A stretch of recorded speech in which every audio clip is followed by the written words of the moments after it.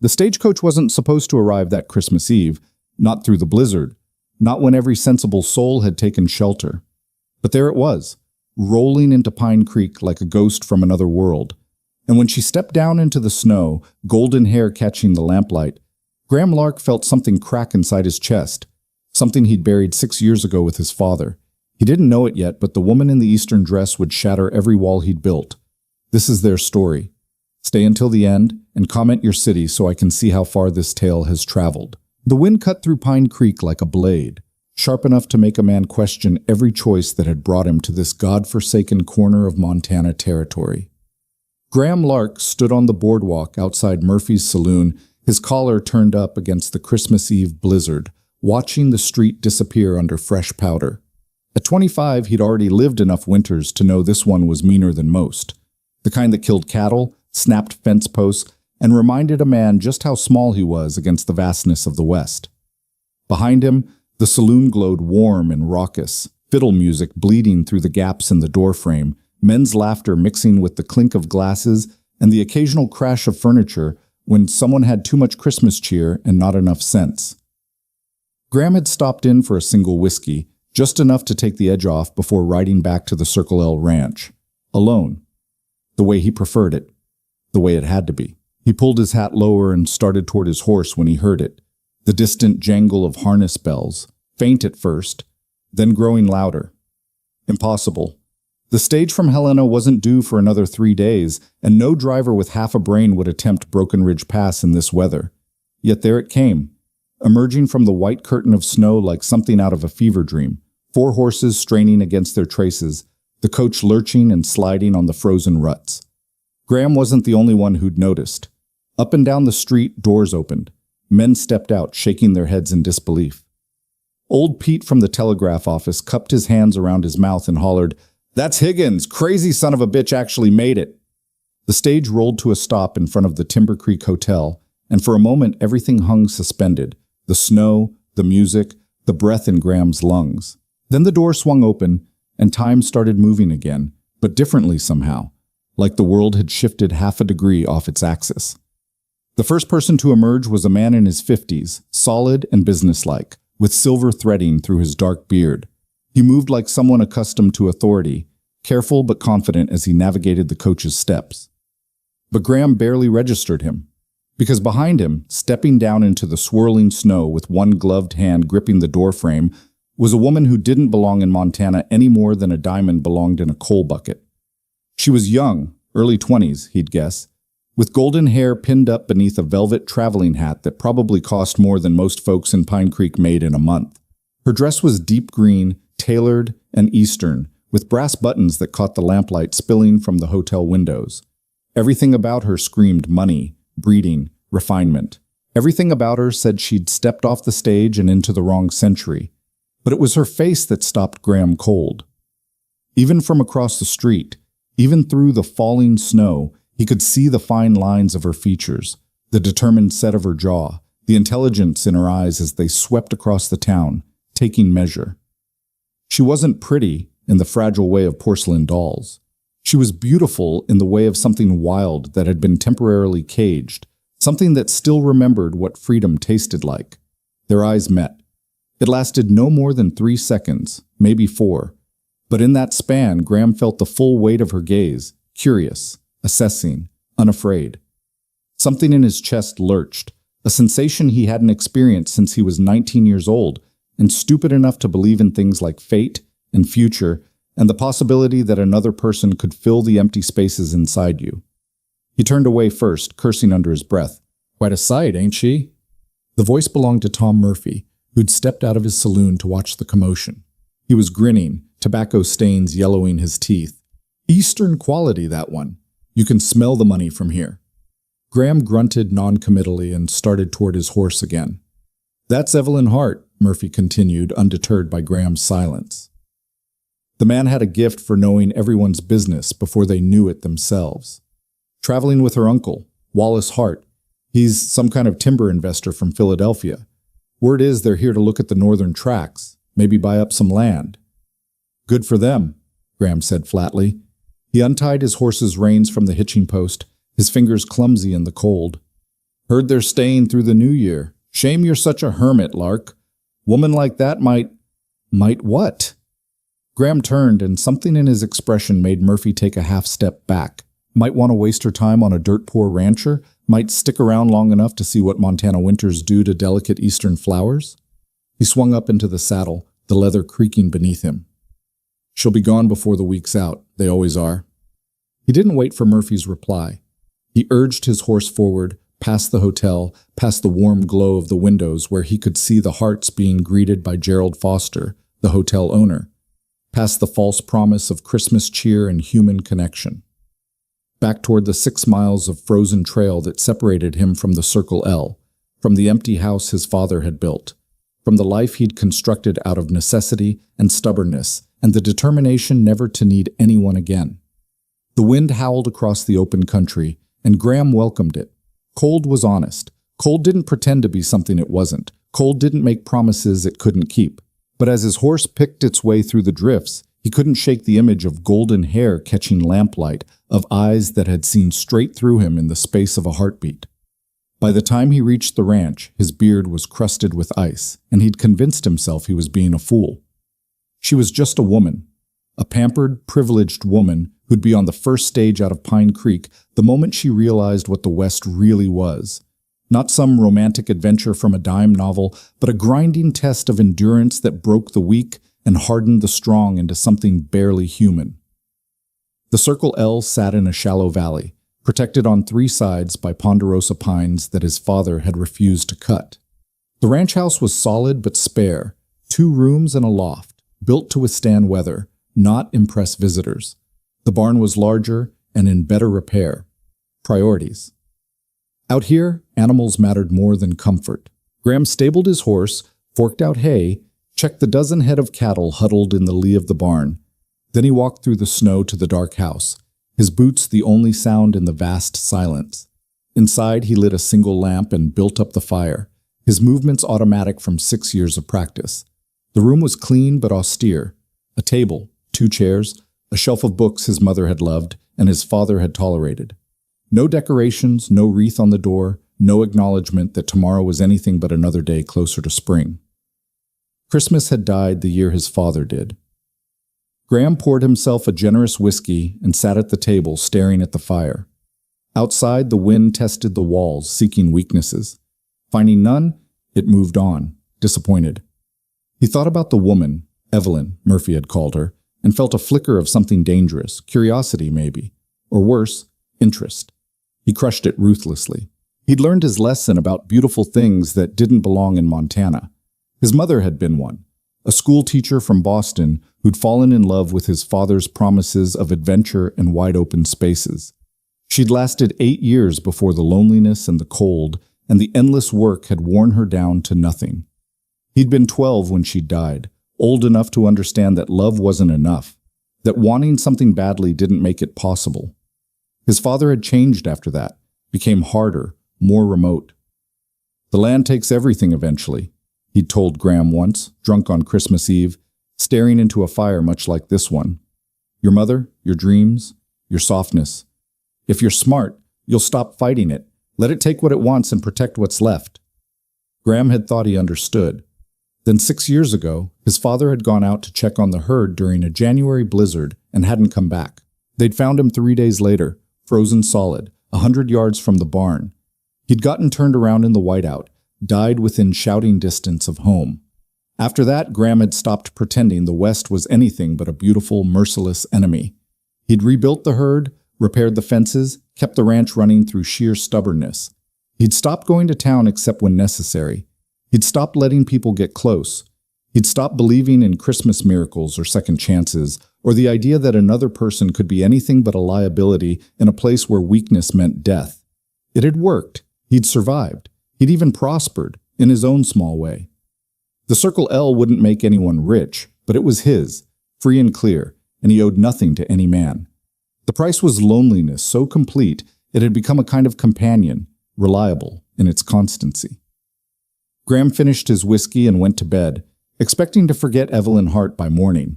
He didn't. Christmas morning dawned clear and cold.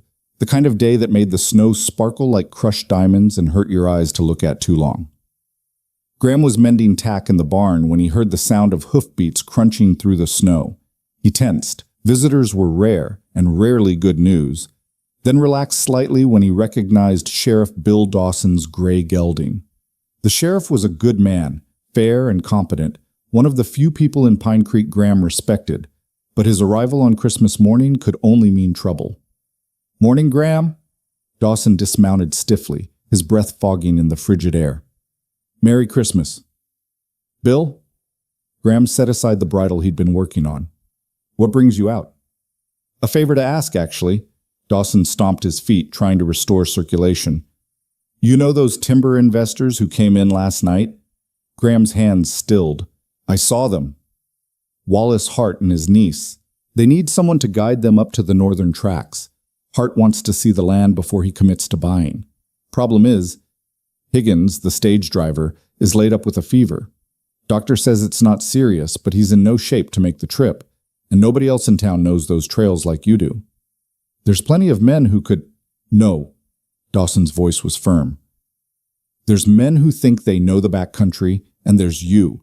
The difference matters when you're talking about a 2-day trip into the high country with a storm possibly coming in. Hart's offering good money, and frankly, Graham, I'd sleep better knowing someone competent was looking after them." Graham wanted to refuse. Every instinct screamed at him to send Dawson back to town empty-handed, but the sheriff had helped him more than once over the years, had looked the other way when Graham's grief had manifested in ways that weren't strictly legal. He owed the man. "Just Hart?" he asked. Dawson had the grace to look uncomfortable. "His niece insists on coming. Said she didn't travel all the way from Philadelphia to sit in a hotel room while her uncle conducts business." "Of course she did." Graham closed his eyes briefly, then nodded. "Tell them we leave at first light tomorrow. They'll need to dress warm. This isn't a Sunday carriage ride." "I'll let them know. Thank you, Graham. I mean it." After Dawson left, Graham stood in the barn doorway, watching the sheriff's tracks disappear around the bend in the trail. He had a bad feeling about this, a premonition that taking Evelyn Hart into the wilderness was going to change something fundamental, break something that couldn't be repaired. But a promise was a promise. He spent the rest of Christmas Day preparing, checking his rifles, packing supplies, mapping the route in his mind. The northern tracks were beautiful but remote, accessible only by a narrow trail that skirted Broken Ridge and climbed through dense pine forest before opening into a high valley where his grandfather had once considered homesteading. The timber up there was old growth, massive ponderosas worth a fortune to the right buyer. It would be a hard ride, especially for someone unused to western trails, but they could make it in a day if they started early and pushed hard. That night, as Graham lay in bed listening to the wind, he let himself wonder what it would be like, spending 2 days with a woman who probably thought Montana was all cowboys and Indians, who'd never known real cold or real hunger or real fear. She'd complain, most likely, ask too many questions, slow them down. But there was a part of him, a part he'd thought he'd killed years ago, that was curious. What had brought her west? What did she see when she looked at this harsh, unforgiving country? And why did the memory of her gaze make his chest ache with something that felt dangerously like hope? He crushed the feeling, rolled over, and forced himself to sleep. Tomorrow would come soon enough. Graham rode into Pine Creek just as the sun was coloring the sky pink and gold behind the mountains. The town was quiet, most folks still sleeping off Christmas celebrations. Only the hotels showed signs of life, smoke rising from the chimney, lamplight in the windows. He tied his horse to the rail and was about to knock when the door opened and Wallace Hart stepped out, dressed in expensive traveling clothes that wouldn't last a day in the backcountry. He was a big man, probably imposing in a Philadelphia boardroom, but here he just looked out of place. "Mr. Lark, I presume?" Hart extended a hand, his grip firm and businesslike. "Wallace Hart, I appreciate you agreeing to guide us on short notice. Sheriff Dawson said you needed help." Graham shook briefly and released. "If we're going to make this work, you'll need different clothes. What you're wearing won't—" "Uncle Wallace, I found the—" The voice came from inside the hotel, and then she appeared in the doorway, and Graham's carefully maintained composure cracked. Evelyn Hart was dressed in men's clothes, canvas trousers, a heavy wool shirt, sturdy boots. Someone, probably the hotel owner's wife, had outfitted her properly. Her golden hair was braided and pinned up under a wide-brimmed hat. She looked practical, capable, and more beautiful than she had any right to be.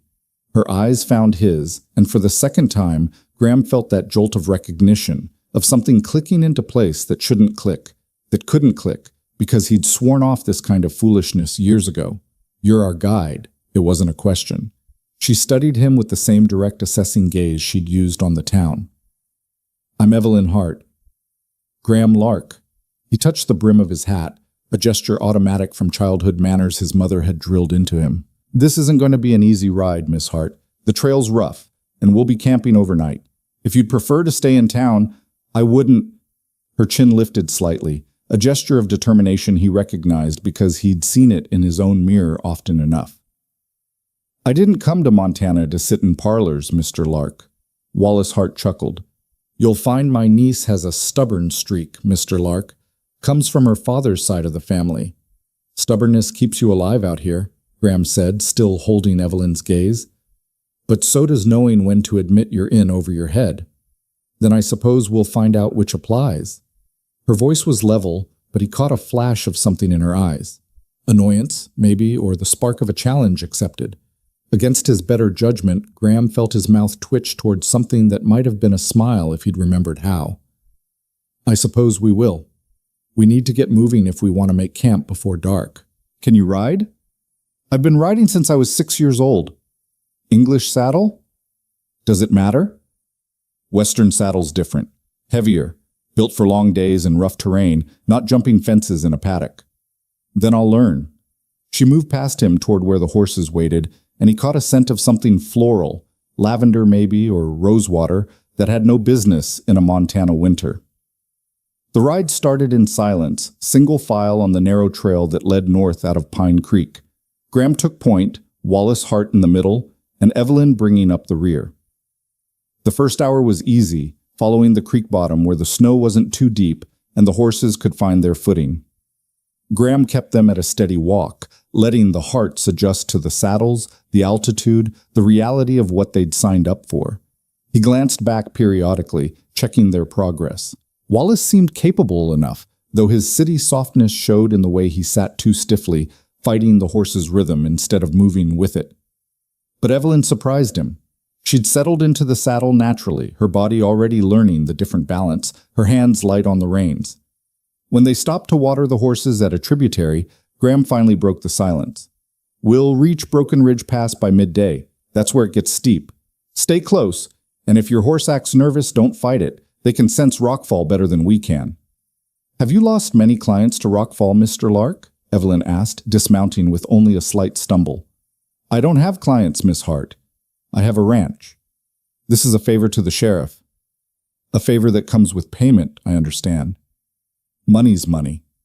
He refilled his canteen from the stream, the water so cold it made his teeth ache. "Doesn't mean I have to like playing nursemaid to tourists." Her eyes flashed. "We're hardly—" "Evelyn." Wallace's voice carried a warning.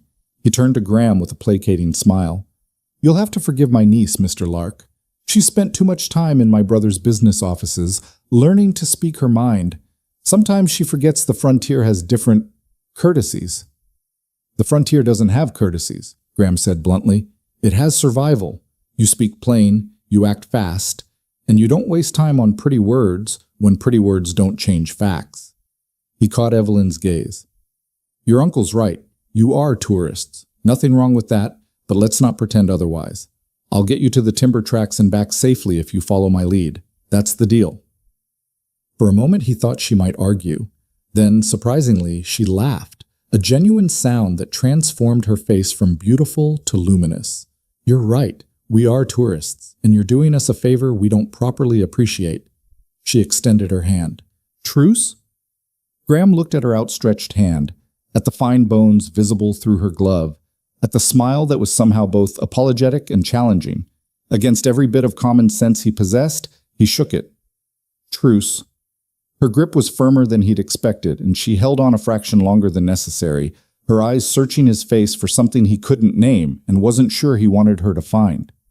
They remounted and continued climbing. By the time they reached Broken Ridge Pass, the temperature had dropped and clouds were gathering to the west, heavy, dark formations that promised snow before nightfall. Graham studied them with a practiced eye, calculating odds and distances. They could push on to the timber tracks, but then they'd be caught in the high country when the storm hit. Better to make camp early, wait it out in shelter. The decision made, he led them off the main trail toward a spot he'd used before, a small clearing protected by a rock overhang with a natural windbreak and enough deadfall for a proper fire. They reached it just as the first flakes began to drift down. "We're stopping?" Wallace looked around, clearly hoping for something more substantial than rock and trees. "I thought we'd reach the timber tracks today. Storm's coming in faster than expected. We camp here, ride out tomorrow if it clears." Graham dismounted and started unpacking. "Help me gather firewood before it gets dark. Miss Hart, there's a deadfall pine about 30 yards that way. Break off the smaller branches, the dry ones." She didn't question, just headed in the direction he'd indicated.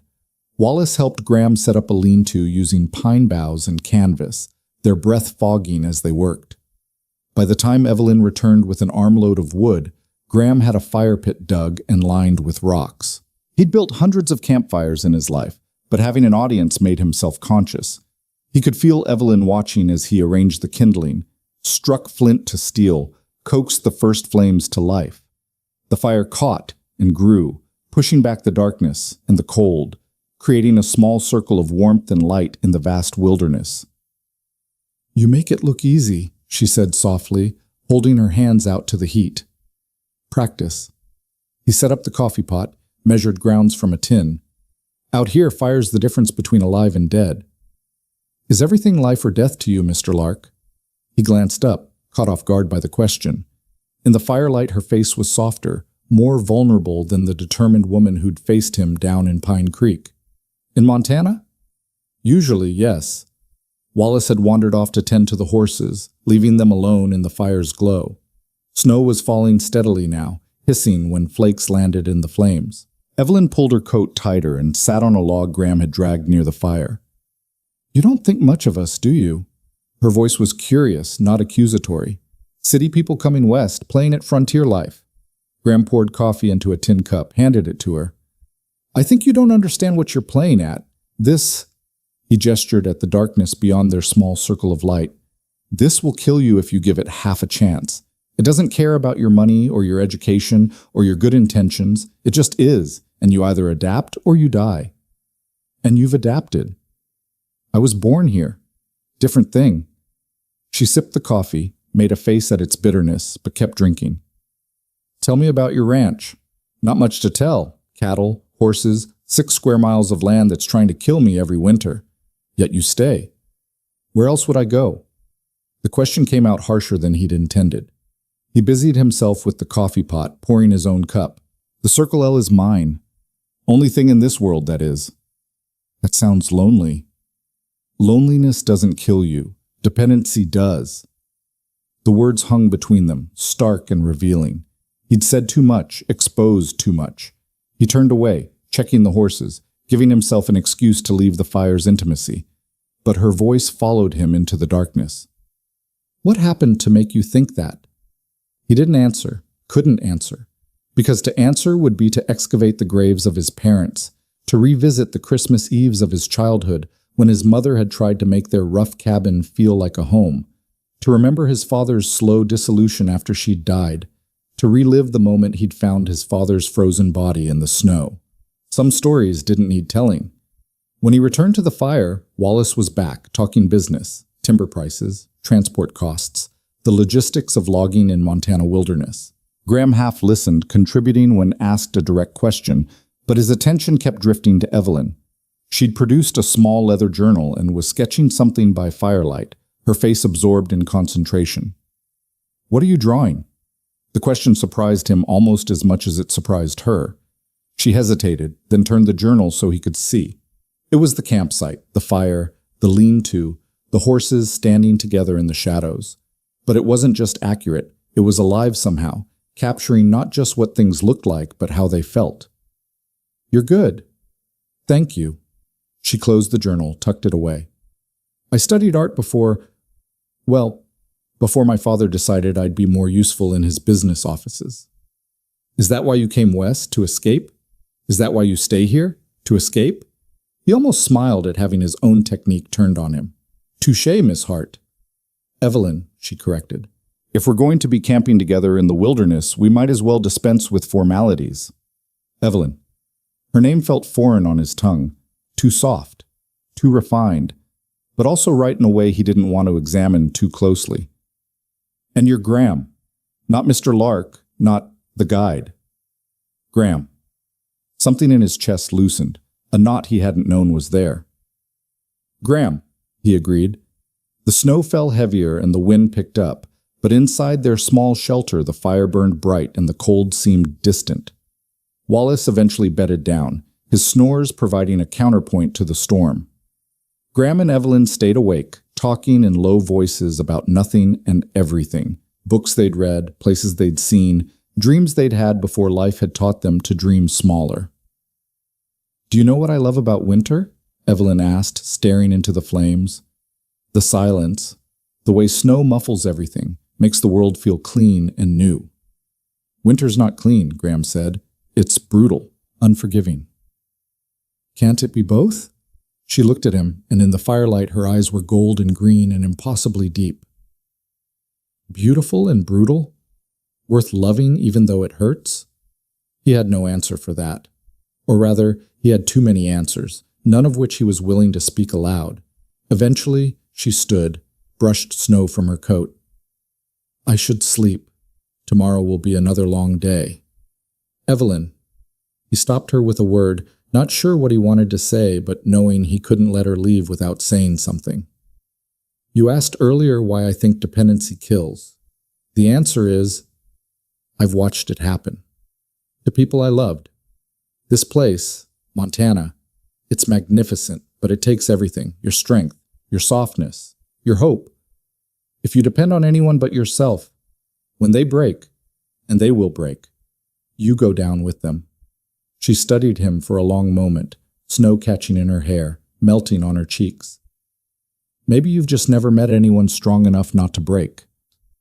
Then she was gone, disappearing into the lean-to, leaving Graham alone with the fire and the snow and the uncomfortable sensation that something inside him was shifting, thawing, coming dangerously back to life. He sat up long after the fire burned down to embers, watching the snow fall and wondering what the hell he was doing, letting a woman he barely knew chip away at walls he'd spent 6 years building. The answer, he suspected, was both simple and terrifying. He was lonely. Had been lonely for so long he'd forgotten what it felt like to want someone's company, to share thoughts with another person, to hear his name spoken with something other than transaction or necessity. And Evelyn Hart, with her Eastern grace and her artist soul and her refusal to be intimidated by his rough edges, was exactly the kind of dangerous he couldn't afford. But dangerous things, he'd learned, had a way of being irresistible. The snow continued falling through the night, and Graham sat vigil by the dying fire, torn between the man he'd become and the man he used to be, between survival and the terrifying possibility of something more. When morning came, the world would be white and new, and they would ride deeper into the wilderness. But nothing, Graham suspected, would ever be quite the same again. Dawn broke cold and crystalline, the storm having passed in the night and left behind a world transformed. Graham woke to silence so complete it felt like the earth itself was holding its breath. He lay still for a moment beneath his bedroll, watching his exhalations fog in the frigid air, listening to the absolute quiet that only came after fresh snowfall in the high country. Then he heard it, the soft crunch of footsteps, the rustle of fabric. Someone was awake. He emerged from his shelter to find Evelyn standing at the edge of their camp, her back to him, staring out at the transformed landscape.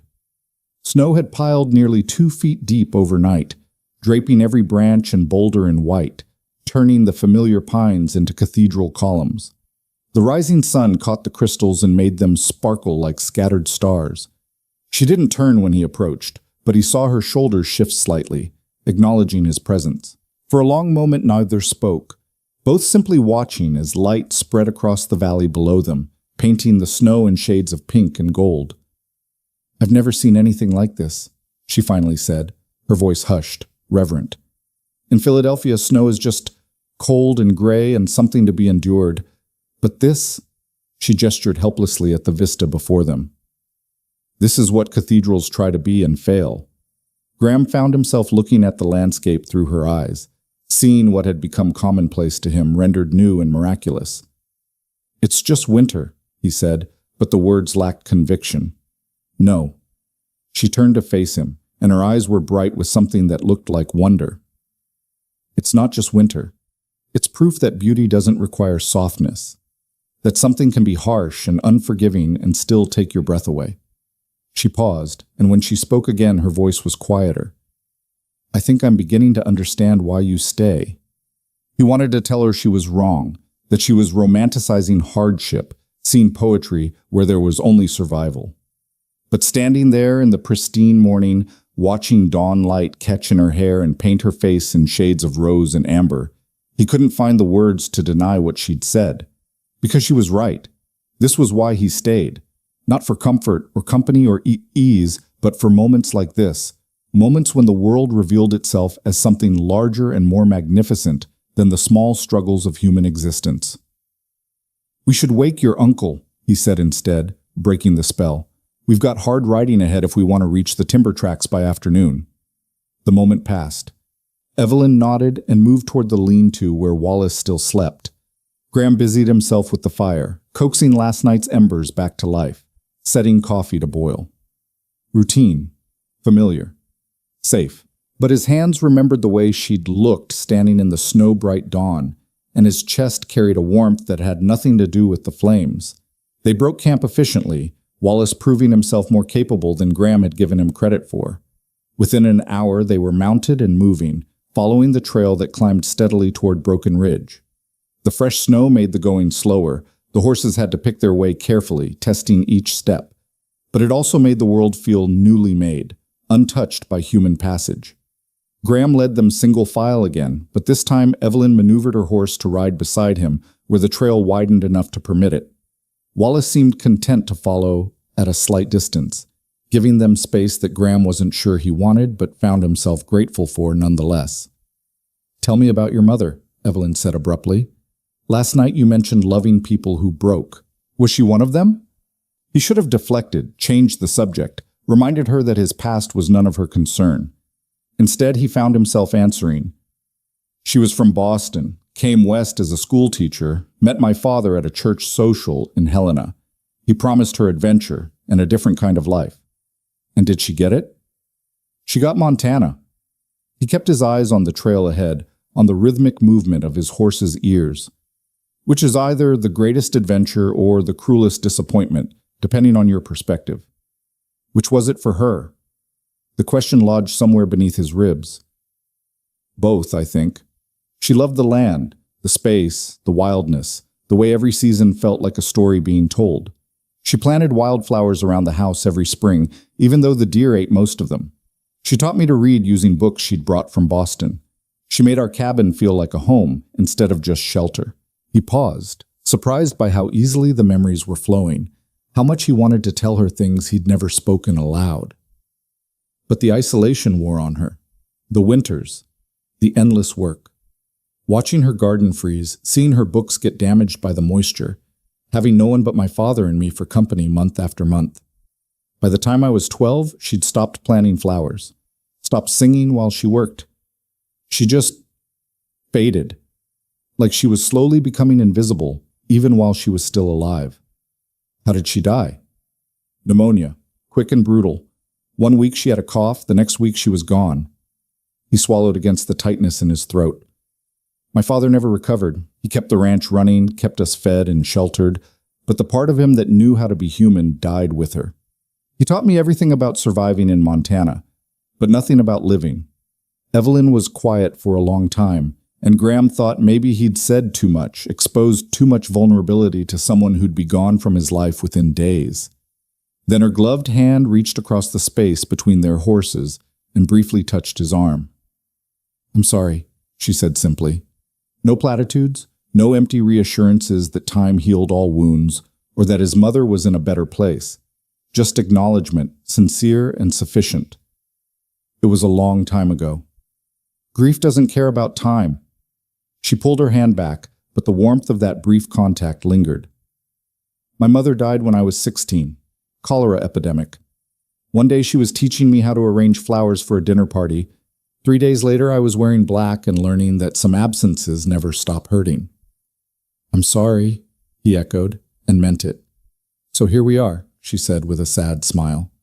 Two people shaped by loss, riding through the most beautiful desolation I've ever seen. It's almost poetic.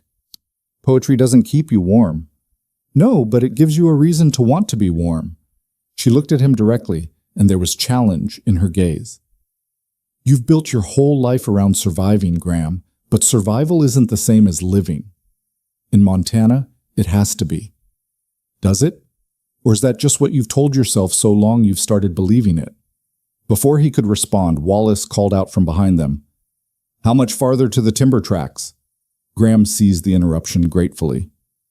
Another 2 hours if the trail stays clear. We'll be climbing pretty steep for the next mile, then it levels out into the valley where the old growth is. They rode in silence after that, Evelyn dropping back to ride alongside her uncle, leaving Graham alone with his thoughts and the uncomfortable sensation that she'd seen through every defense he'd carefully constructed over the past 6 years. The trail narrowed and steepened, forcing them back into single file as they climbed toward the ridge. The horses strained against the grade, their breath coming in visible clouds. Graham's gelding was sure-footed, used to mountain trails, but he kept glancing back to check on the others. Wallace's mount was struggling slightly, and he had to admit a grudging respect for the older man's determination. But it was Evelyn who surprised him most. She moved with her horse instead of fighting it, leaning forward over the pommel on the steepest parts, giving the animal its head when it needed to pick its own path. She'd told the truth about being a rider. She just hadn't mentioned she was a good one. They crested the ridge just before noon, and Graham pulled up to let the horses breathe. Below them, the valley spread out like something from a painting. Thousands of acres of old-growth ponderosa, their massive trunks dark against the snow, their crowns green and full even in winter. It was timber worth a fortune, trees that had been growing since before the first trappers had come west. My God, Wallace breathed, dismounting to get a better view. I'd heard the descriptions, but this is extraordinary. Graham watched the older man's face transform with calculation and ambition, saw dollars and board feet and profit margins replacing whatever appreciation for natural beauty might have briefly flickered there. It was a look he'd seen before, on the faces of men who saw Montana as a resource to be extracted rather than a place to be respected. But Evelyn's expression was different. She stood slightly apart, her eyes moving across the valley with something that looked like mourning. How old are these trees? 300 years, some of them, maybe more. Graham moved to stand beside her. They were here before Montana was a territory, before there was a United States. And my uncle wants to cut them down. It wasn't a question, but he answered anyway. That's why we're here. She turned to face him, and her eyes held an accusation he hadn't expected. You could have refused to guide us, could have left us in Pine Creek without showing us this place. Would that have stopped him? Or would he have just hired someone else, someone less careful, someone who might have gotten you both killed on the trail? So you're complicit out of pragmatism. The words stung because they were true. I'm complicit because I live in the real world, where trees get cut and land gets sold, and men like your uncle make money while men like me survive on whatever scraps they're willing to throw. That's how it works out here. That's how it's always worked. It doesn't have to be. Doesn't it? He heard his voice rising, frustration breaking through his careful control. You've been in Montana for 2 days, Evelyn. 2 days. Don't stand there and tell me how it could be different when you'll be back in Philadelphia before the snow melts, back to your comfortable life where the hardest decision you face is which dress to wear to which party. She didn't flinch from his anger. Instead, she stepped closer, and her voice when she spoke was quiet but fierce. You don't know anything about my life, Graham.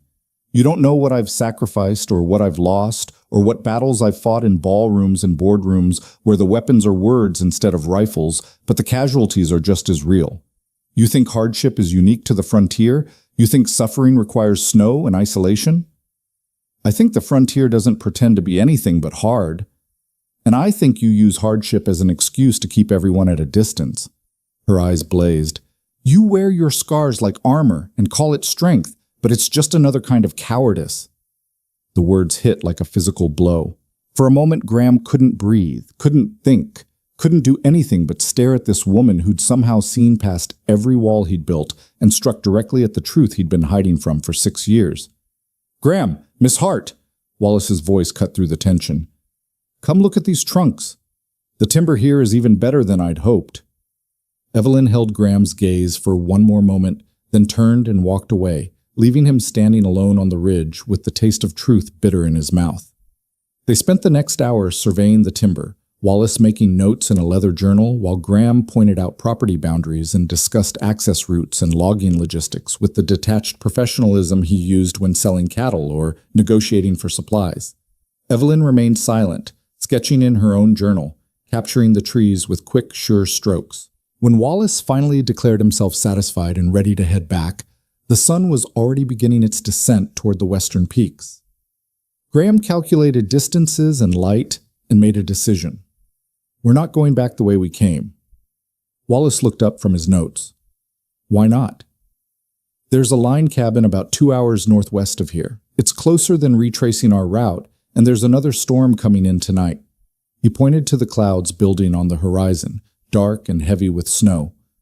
"We push for the cabin, spend the night there, then make for Pine Creek in the morning. It's a longer overall route, but safer." "A cabin?" Evelyn spoke for the first time in an hour. "Whose?" "Mine, technically. My grandfather built it when he was exploring this area before he settled on the Circle L site. I use it sometimes when I'm checking traps or hunting in the high country." "How rustic are we talking?" Wallace asked, practical concerns overriding any romanticism. 4 walls, a roof, a fireplace, better than canvas in a blizzard. The decision made, they mounted and headed northwest, following a trail that was more suggestion than path, marked by Graham's memory more than any physical indicators. The clouds moved faster than he'd anticipated, and within an hour the light had gone gray and flat, the temperature dropping noticeably. They were still 30 minutes from the cabin when they heard it, a deep rumble that seemed to come from everywhere and nowhere at once, a sound that made Graham's blood freeze even as his training took over. "Ride!" he shouted, spurring his horse forward even as he reached back to grab Evelyn's reins. "Now, northwest, toward those rocks!" "What?" Wallace started to ask, but the rumble became a roar, and then Graham saw it. High up on the ridge they'd just descended, the snow was moving, sliding, gathering speed and mass as it cascaded down the mountain. Avalanche. Time compressed and expanded simultaneously. Graham's world narrowed to essentials: the distance to safety, the speed of the approaching wall of snow, the terror in Evelyn's eyes as she realized what was happening. He couldn't reach Wallace, who was too far back, but he kept his grip on Evelyn's reins and drove both horses forward with desperate urgency. "The outcrop!" he screamed over the growing thunder. Get behind the outcrop!" The snow hit the valley floor behind them with a sound like mountains collapsing. Graham felt the shockwave, felt his horse stumble and nearly fall, felt Evelyn's mount crash into his as they scrambled for the shelter of a massive boulder that jutted from the hillside like a ship's prow. They made it with seconds to spare. The avalanche roared past, a river of white death that would have buried them, smothered them, erased them from existence as thoroughly as if they'd never been born. Graham threw himself from his saddle and pulled Evelyn down with him, covering her body with his as debris and snow dust rained down around them. Then, as suddenly as it had begun, it was over. The roar faded to echoes, then to silence. The world stopped moving. Graham raised his head, coughing from the snow dust coating his lungs, and his first coherent thought was, "Evelyn." He pulled back to look at her, his hands frantically checking for injuries. "Are you hurt? Evelyn, are you hurt?" She was white-faced with shock but shook her head. I'm fine, but Uncle Wallace..." They both turned to look back at where Wallace had been, and Graham's heart sank. The trail was gone, buried under 15 feet of snow and debris. Trees had been snapped like matchsticks. Boulders the size of wagons had been tossed like pebbles. "Wallace!" Evelyn screamed, trying to stand, but Graham held her back. "Wait, listen." They both froze, straining for any sound over the settling debris. For a long moment there was nothing, and Graham felt sick certainty building in his gut. Then, Faint but clear came a voice. "Here! I'm here!" Graham was already moving, climbing over the snowfield, testing each step for stability. "Keep talking," he shouted. "Follow my voice." "I'm stuck." The horse fell, but I'm clear of the slide path. It took 20 minutes that felt like 20 hours, but finally Graham spotted movement. Wallace's arm waving from behind a cluster of pines that had somehow survived the avalanche's edge. The older man was shaken but uninjured, his horse standing wide-eyed but sound about 10 yards away. "Christ," Wallace said when Graham reached him. When I saw it coming." "Don't think about it." Graham gripped his shoulder, checking him over with practiced efficiency. "You're alive. That's what matters. Can you walk?" Yes, I think so." They made their way back to where Evelyn waited, her face streaked with tears of relief when she saw her uncle was safe. Wallace pulled her into a fierce hug, and Graham turned away to give them privacy and to assess their situation. It wasn't good. The avalanche had cut off their route back to Pine Creek and buried the trail to the timber tracks. Their only option now was to continue northwest to the line cabin and pray the weather held long enough for them to reach it before the next storm hit. He explained this to the Harts in terms that left no room for debate or discussion. They had one path forward, and they needed to take it now. "How far?" Wallace asked, his voice steadier now. "An hour if we push. Maybe longer in this snow." "Then we'd better move." They rode in tight formation, Graham taking point with the others close behind, all of them silent with the shared knowledge of how close they'd come to death. The trail climbed through dense forest, the trees providing some shelter from the wind that had begun to pick up as afternoon faded toward evening. Graham's thoughts were fragmented, scattered by adrenaline and the residual shock of the avalanche. But one image kept returning. The moment he'd pulled Evelyn from her horse, the weight of her in his arms, the fierce protective instinct that had flooded through him. He'd lost his parents to Montana's brutality. He'd seen men die in winter storms and women broken by the loneliness. He'd taught himself not to care, not to invest, not to let anyone matter enough that their loss could destroy him. But for those few seconds when the avalanche had been bearing down on them, none of that had mattered. He would have died to keep her safe, and the certainty of that terrified him more than the wall of snow had. The line cabin appeared through the trees like salvation made of logs and chinked mud. It was small, maybe 12 feet square, but solid, with a stone chimney and a door that swung open on leather hinges. Graham had been here 3 months earlier, had left it stocked with firewood and basic supplies against exactly this kind of emergency. He dismounted and pushed open the door, checking the interior quickly before gesturing the others inside. "Get warm. I'll see to the horses." By the time he'd unsaddled the animals and settled them in the lean-to he'd built against the cabin's north wall, night had fallen completely. He could see lamplight glowing through the cabin's single small window, and for a moment he stood in the darkness, watching the scene through the glass like something from a painting. Evelyn crouched by the fireplace, coaxing flames from kindling, Wallace examining shelves of canned goods and dried meat, both of them alive and safe in a tiny circle of light against the enormous darkness of the Montana wilderness. He'd kept them alive. He'd done his job. In the morning, they'd start for Pine Creek, and in a few days, Evelyn would board a stage and disappear back into a world of cities and civilization where avalanches were things you read about in newspapers, not things that tried to kill you. The thought should have brought relief. Instead, it felt like grief. He entered the cabin to find Evelyn had worked a small miracle. The fire was burning steadily, the lamp was lit, and she'd somehow located the coffee pot and set it to boil. Wallace was spreading bedrolls on the floor, his movements still slightly shaky but determined. "This place is remarkable," he said when he noticed Graham.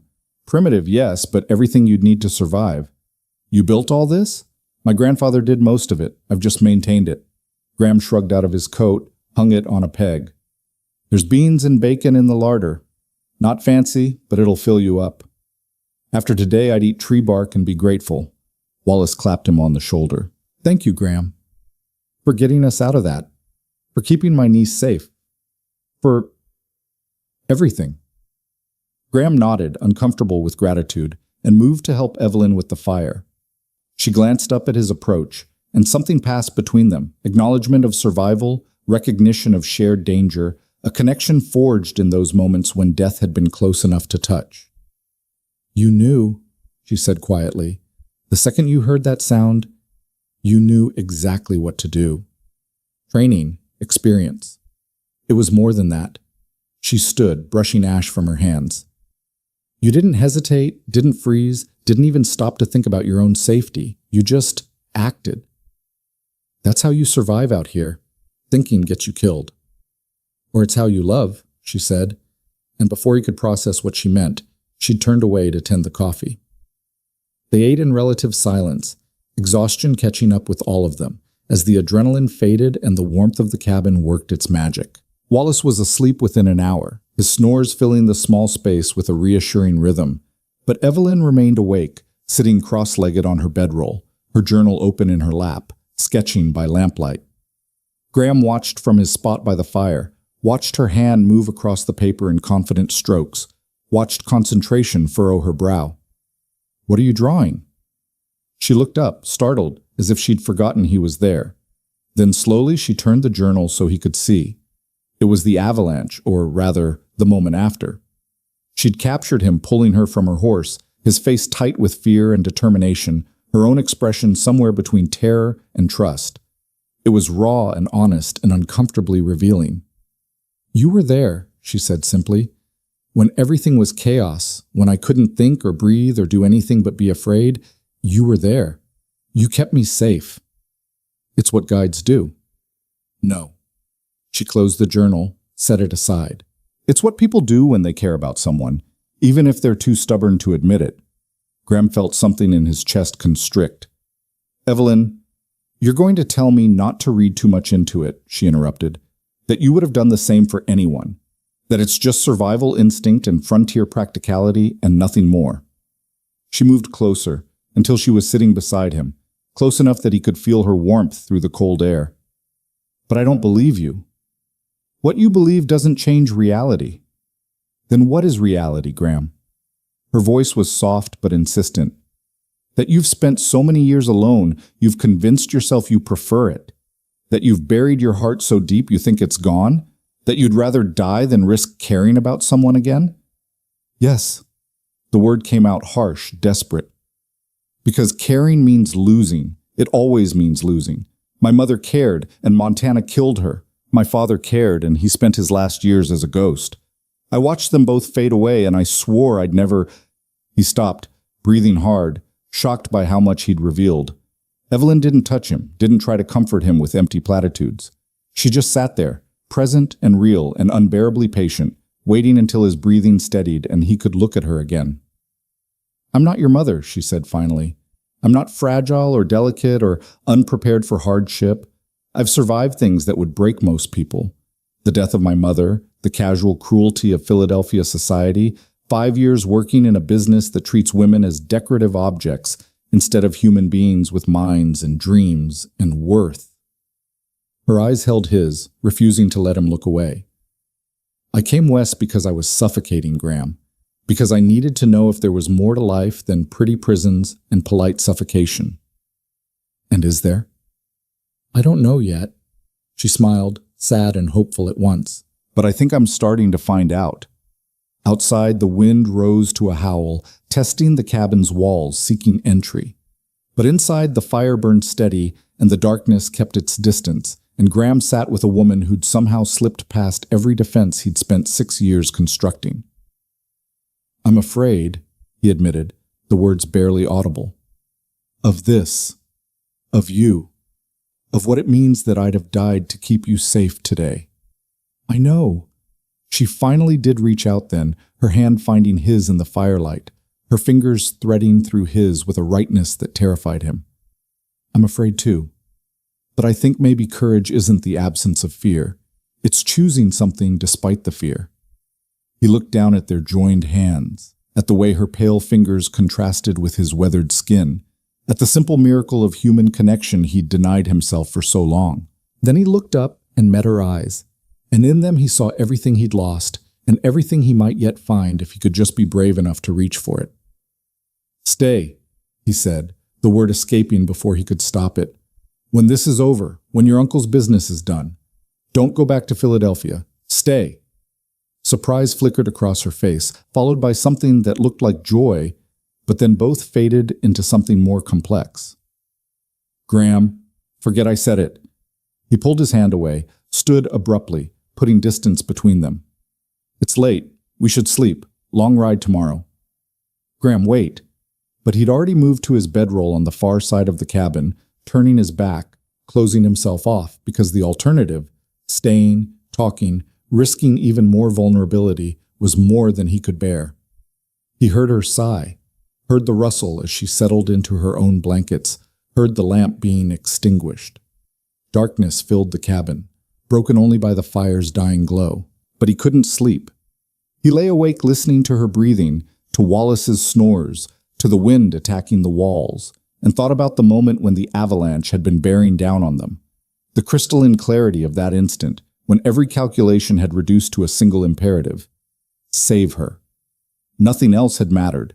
Not his carefully constructed isolation, not his determination to need no one, not his belief that caring was weakness. In that moment, he would have given everything to keep her safe. And the terrifying truth was, he still would. Somewhere in the darkness, Evelyn spoke. I heard you, you know. What you said before you tried to take it back. Graham didn't respond, didn't move, barely breathed. And for what it's worth, she continued, her voice soft but clear, part of me wants to say yes, wants to stay and see what might grow between us in this beautiful, brutal place. She paused. But I need you to understand something. I won't stay for a man who won't let himself love me. I won't stay to watch you build walls and call it protection. If I stay, it has to be because you're willing to try, really try, to open your heart again, not just for me, for yourself. Silence stretched between them, heavy with possibility and impossibility in equal measure. I don't know if I can, Graham finally said. I know, that's what scares me. Outside, snow began to fall again, soft and relentless, covering the world in white silence. Inside the cabin, two people lay awake in the darkness, close enough to touch, but separated by walls that neither prayers nor proximity could break. Not yet. Maybe not ever.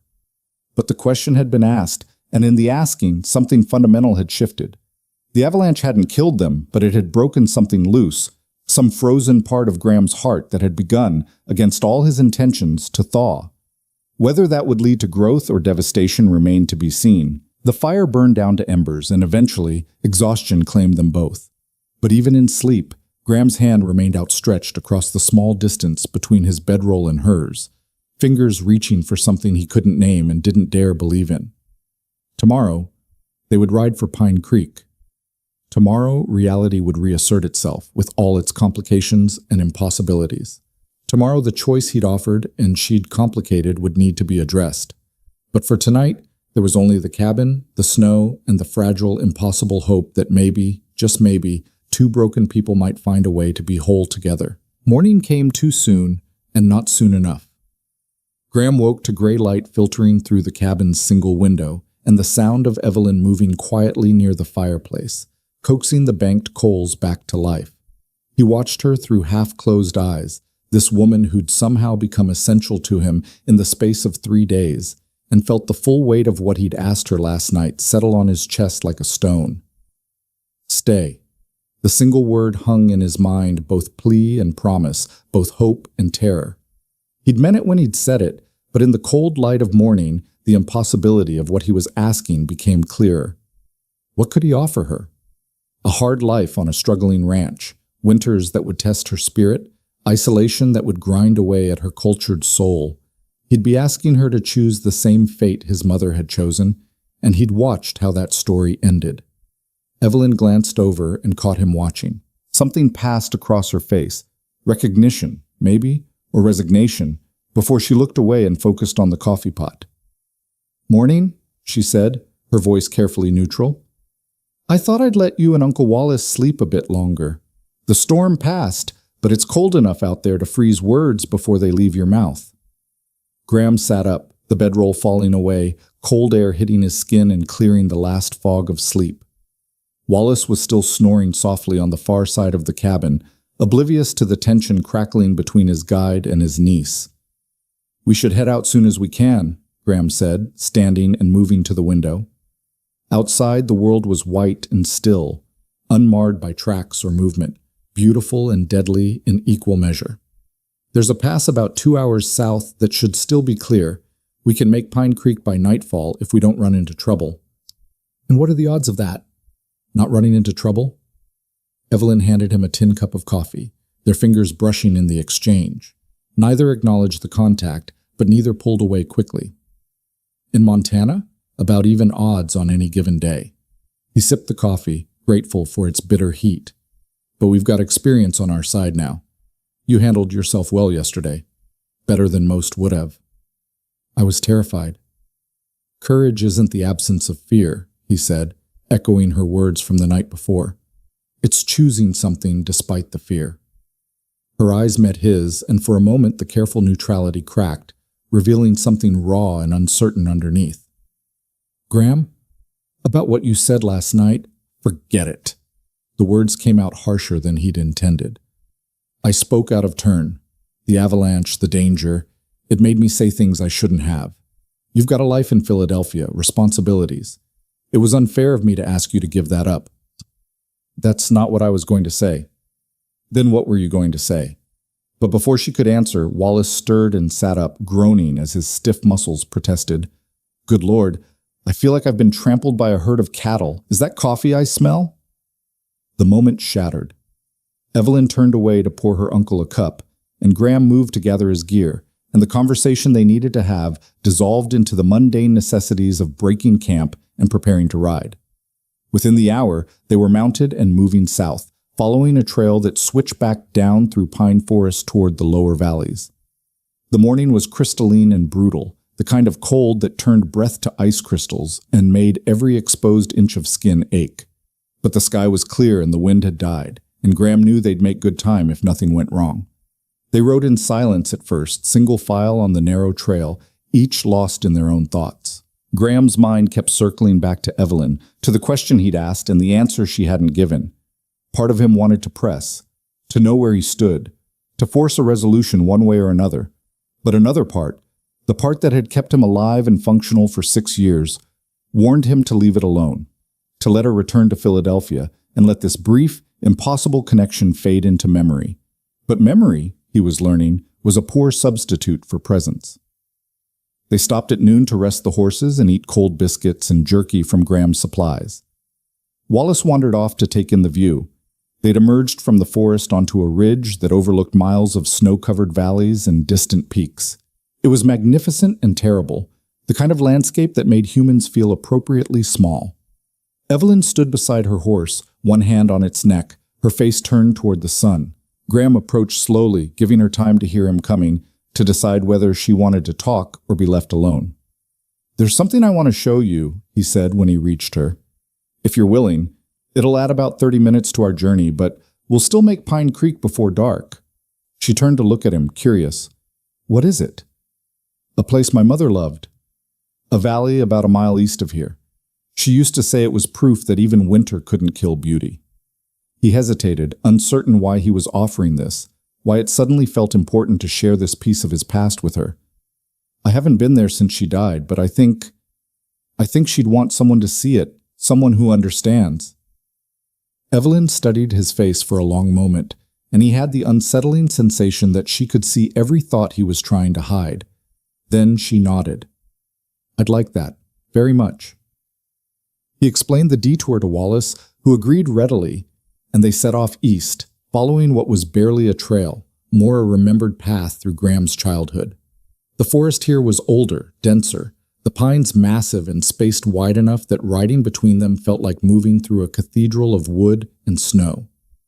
Then the trees opened up, and there it was, a small valley, maybe a quarter-mile across, ringed by pines and dominated by a frozen pond at its center. The surface of the ice was smooth as glass, dusted with snow in patterns the wind had made. Around the edges, snow-covered boulders jutted up like sculpture, and beyond them the forest rose toward distant peaks that caught the afternoon sun and glowed gold against the blue sky. It was, quite simply, perfect. "Oh," Evelyn breathed beside him, and that single syllable held more understanding than 1,000 words could have conveyed. They dismounted at the valley's edge, and Graham found himself walking toward the pond as if pulled by invisible threads of memory. This was where his mother had brought him on winter afternoons when the cabin's walls felt too close and her homesickness for Boston became too heavy to bear. She'd taught him to ice skate here, using crude wooden skates his father had fashioned. They'd made snow angels and built snow fortresses and pretended for a few hours that Montana was a place of magic rather than hardship. She was happy here, he said, not realizing he'd spoken aloud until Evelyn responded. Tell me about her. Not about how she died or how she faded, but about who she was when she was alive. So he did. Standing at the edge of the frozen pond with the winter sun painting everything gold, he told Evelyn about his mother, about her laugh that had sounded like music, about the way she'd sung while she worked, about her determination to bring culture and refinement to a place that had little use for either. He told her about the books she'd read to him, the lessons she'd taught, the dreams she'd shared about the kind of man she hoped he'd become. She wanted me to be strong but not hard, he said. To be capable of surviving but not at the cost of my humanity. I think she'd be disappointed in what I've become. I don't think so. Evelyn moved closer until they were standing shoulder to shoulder, both staring out at the valley. I think she'd understand that you did what you had to do to survive, but I also think she'd want you to know that surviving isn't enough anymore, that you've proven you can endure, and now it's time to learn how to live again. And how do I do that? You start by accepting that caring about someone doesn't make you weak. It makes you human. She turned to face him, and her eyes were fierce with conviction.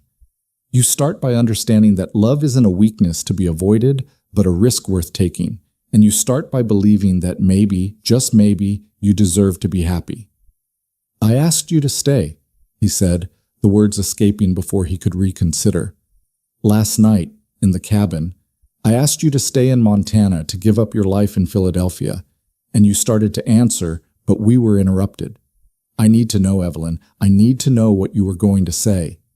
She was quiet for so long he thought she might not answer. Then she reached up and touched his face, her gloved fingers tracing the line of his jaw with a tenderness that made his chest ache. I was going to say yes, she said softly. Despite every rational thought in my head, despite not knowing you for more than 3 days, despite the impossibility and the insanity of it all, I was going to say, yes, I'll stay. Hope flared in Graham's chest, brilliant and terrifying. I need to know something first. Her hand dropped away, but her eyes held his. Are you asking me to stay because you care about me?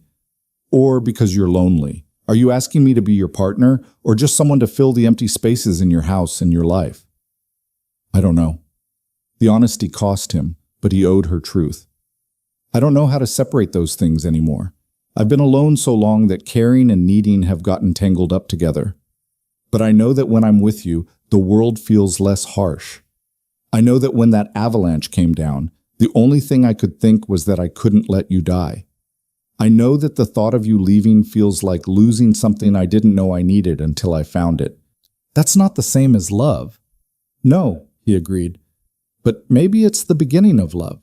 Maybe it's what's left after you've forgotten how to feel anything at all, and someone comes along and reminds you that you're still capable of it. A single tear tracked down her cheek, freezing in the cold air. I won't be your mother, Graham. I won't fade away while you watch and do nothing. If I stay, if we try this, you have to promise me that you'll fight for us, that you won't retreat into silence and self-protection the first time things get hard, that you'll let me in, really in, even when it scares you. I can't promise I'll be good at it. I'm not asking for good. I'm asking for willing. He looked at her standing there in the borrowed men's clothes, with snow in her hair and frost on her eyelashes, and saw not fragility, but strength. Saw not a delicate eastern flower that would wilt in Montana's harsh climate, but a woman who'd survived her own trials and emerged with her spirit intact. Saw not someone who needed his protection, but someone who could stand beside him as an equal. I'm willing, he said, and meant it with every fiber of his being. I'm willing to try. She smiled then, radiant despite the tears, and closed the distance between them. When she kissed him, it was soft and tentative and flavored with salt and cold and promise. Graham stood frozen for half a heartbeat, shocked by the simple miracle of human contact after so many years of isolation. Then his arms came up and pulled her closer, and he kissed her back with all the desperate hope and terrified longing he'd been holding at bay. When they finally pulled apart, both breathing hard, Wallace's voice drifted across the valley. "I hate to interrupt what appears to be a significant moment, but it's getting colder, and I'd very much like to reach town before my extremities freeze solid." They broke apart, laughing, and Graham realized he was laughing, actually laughing, for the first time in longer than he could remember. Evelyn's hand found his and squeezed, and they walked back to their horses together, their joined hands visible proof that something fundamental had changed.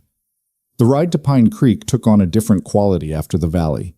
Where before there had been tension and unspoken questions, now there was a fragile understanding, an agreement to try. Graham found himself pointing out landmarks to Evelyn. The ridge where he'd shot his first elk, the meadow where spring wildflowers would bloom in impossible profusion, the creek where he'd learned to fish as a boy. He was sharing his Montana with her, trusting her with the landscape that had shaped him, and she received it all with the same attention she'd given the Timber Valley, seeing not just scenery, but story, understanding that every rock and tree held memory and meaning. They reached Pine Creek just as the sun was setting, painting the town in shades of orange and gold. The sight of the familiar buildings should have brought relief, but instead Graham felt a twist of anxiety. Here, in civilization such as it was, reality would reassert itself. Wallace would conduct his business. Evelyn would have time to reconsider her impulsive decision. The spell of the wilderness would break, and she'd remember all the reasons why staying in Montana was impossible. But as they rode down the main street toward the hotel, Evelyn's hand reached across the gap between their horses and brushed his arm. When he looked over, she was smiling, and the fear in his chest eased slightly. Maybe. Just maybe. They stopped in front of the hotel, where Gerald Foster emerged to greet them, his face showing relief at their safe return. "Thank God. We'd heard about the avalanche up near Broken Ridge. When you didn't come back yesterday, we feared the worst." "We took shelter in the line cabin," Graham explained, dismounting and helping Evelyn down. Her legs were unsteady after hours in the saddle, and she gripped his arms for balance, her face so close to his he could see the flecks of gold in her green eyes. "Well, you're safe now, and that's what matters." Foster gestured toward the hotel. "Come in, warm yourselves. I'll have Martha draw baths and prepare supper." Wallace headed inside immediately, clearly eager for the comforts of civilization, but Evelyn lingered on the boardwalk, and Graham found himself reluctant to leave her. There was something unfinished between them, some acknowledgement that needed to be made. "I should get these horses to the livery," he said, not moving, "and I should go inside, wash off 3 days of trail dust." She didn't move either. They stood there in the gathering dusk, the space between them charged with possibility and uncertainty. Finally, Evelyn spoke. "Will I see you tomorrow?" "If you want to." "I want to." She hesitated, then added, "We need to talk.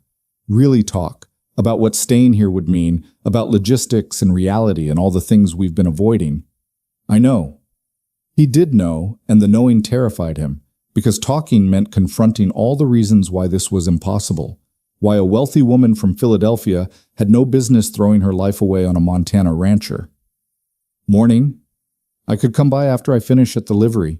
Morning would be good." She reached up and touched his cheek again, the gesture already becoming familiar. "Thank you, Graham, for showing me your mother's valley, for sharing that with me. Thank you for understanding why I needed to." She smiled and turned to go, then paused at the hotel door. "Oh, and Graham, for what it's worth, I think your mother would be proud of the man you've become. Proud that you survived, and proud that you're finally willing to try to do more than just survive." Then she was gone, disappearing into the warm glow of the hotel, and Graham was left standing in the cold evening with his horses and the weight of hope he'd thought he'd never feel again. He took the horses to the livery, spending longer than necessary brushing them down and checking their hooves, delaying the moment when he'd have to ride back to the Circle L and sit alone with his thoughts. Old Pete, the livery owner, watched him work with knowing eyes. "Heard you took the Hart girl into the back country," Pete said, not looking up from the bridle he was mending. "Heard she handled herself pretty well." "She did." "Heard you got caught in that avalanche up by Broken Ridge. Lucky you knew where the line cabin was." Lucky, Graham agreed, though luck didn't begin to describe it. She's a fine woman, that Miss Hart. Pete's tone was carefully casual. Be ashamed to see her head back east. Town could use more folks with backbone. Graham knew what Pete was really asking, knew the old man was one of the few people in Pine Creek who actually gave a damn what happened to him. Maybe she won't go back. Pete's hand stilled on the bridle. That's so. Maybe. Well, Pete set aside his work and looked at Graham directly. If she stays, you be good to her, you hear?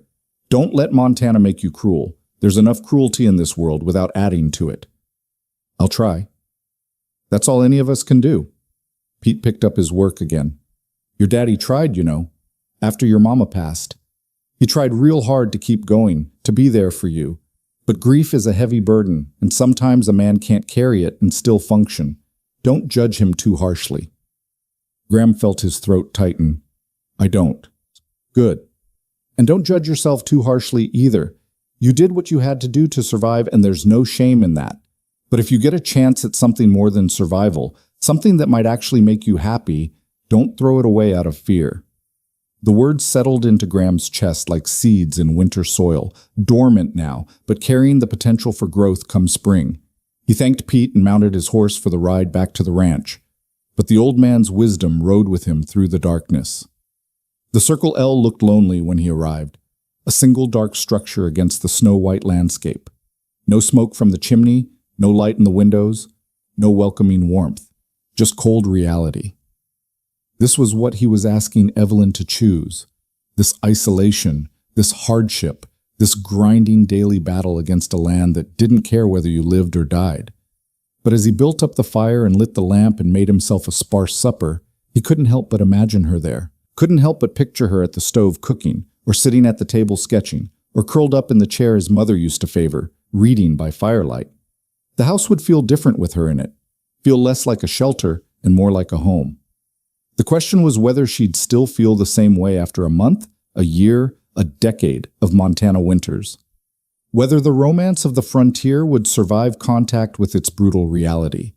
Whether love, if that's what this was, would be enough to sustain her when the loneliness and the cold and the endless work wore away at her spirit. He'd watched it happen to his mother. He couldn't bear to watch it happen to Evelyn. But then he remembered her face when she'd seen the Timber Valley, the wonder and the mourning mixed together, remembered her determination on the trail, the way she'd adjusted to the saddle and the cold without complaint, remembered her standing in the avalanche's aftermath, shaken but unbroken. And he thought maybe, just maybe, she was stronger than he was giving her credit for. Maybe she was strong enough to choose this life with full knowledge of what it would cost. Or maybe he was being a selfish fool, and love, if that's what this was just another name for selfishness. Graham spent a restless night wrestling with these thoughts, and when dawn finally came, he was no closer to answers. He did his morning chores mechanically, fed the cattle, checked the water, repaired a section of fence that had come loose in the wind. Physical work that occupied his hands and gave his mind space to circle endlessly around the same questions. By mid-morning, he could delay no longer. He saddled his horse and rode into Pine Creek, his heart beating harder with each mile that passed. What would she say? Had the cold light of morning changed her mind? Had Wallace talked sense into her, reminded her of all she'd be giving up? The hotel dining room was quiet when he arrived, most of the breakfast crowd already dispersed to their various labors. But Evelyn was there, sitting by the window with a cup of tea, her journal open on the table before her. She'd changed into a proper dress, deep blue with cream lace at the collar, and her hair was pinned up in the Eastern style. She looked beautiful and refined and utterly out of place, and Graham's courage almost failed him. Then she looked up and saw him, and her face transformed with a smile that made his chest ache. "You came," she said, standing as he approached. "I wasn't sure you would." "I said I would." "I know, but I also know you spent the night second-guessing everything, convincing yourself this was impossible." Her eyes searched his face. "Am I wrong?" "No," he admitted. "You're not wrong." "Good, because I spent the night doing the same thing, and I think we need to have the conversation we've been avoiding. The one where we're honest about all the very good reasons why this is a terrible idea. She gestured to the seat across from her. Sit. Let's talk like adults instead of people caught up in the romance of surviving danger together. Graham sat, grateful and terrified in equal measure. A server brought coffee without being asked, Martha Foster, who'd known Graham since he was a boy and knew his preferences. She winked at him before disappearing, and he wondered if the entire town was already gossiping about him and the Hart girl. Your uncle? He asked, looking around. Meeting with the land agent about the timber tracts. He'll be gone for hours. She wrapped her hands around her teacup, which gives us time to be completely honest with each other. All right. Graham took a breath.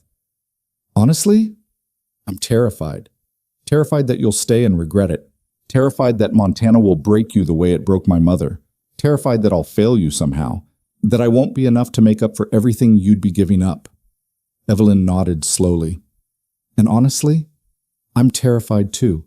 Terrified that I'm making a decision based on emotion rather than reason.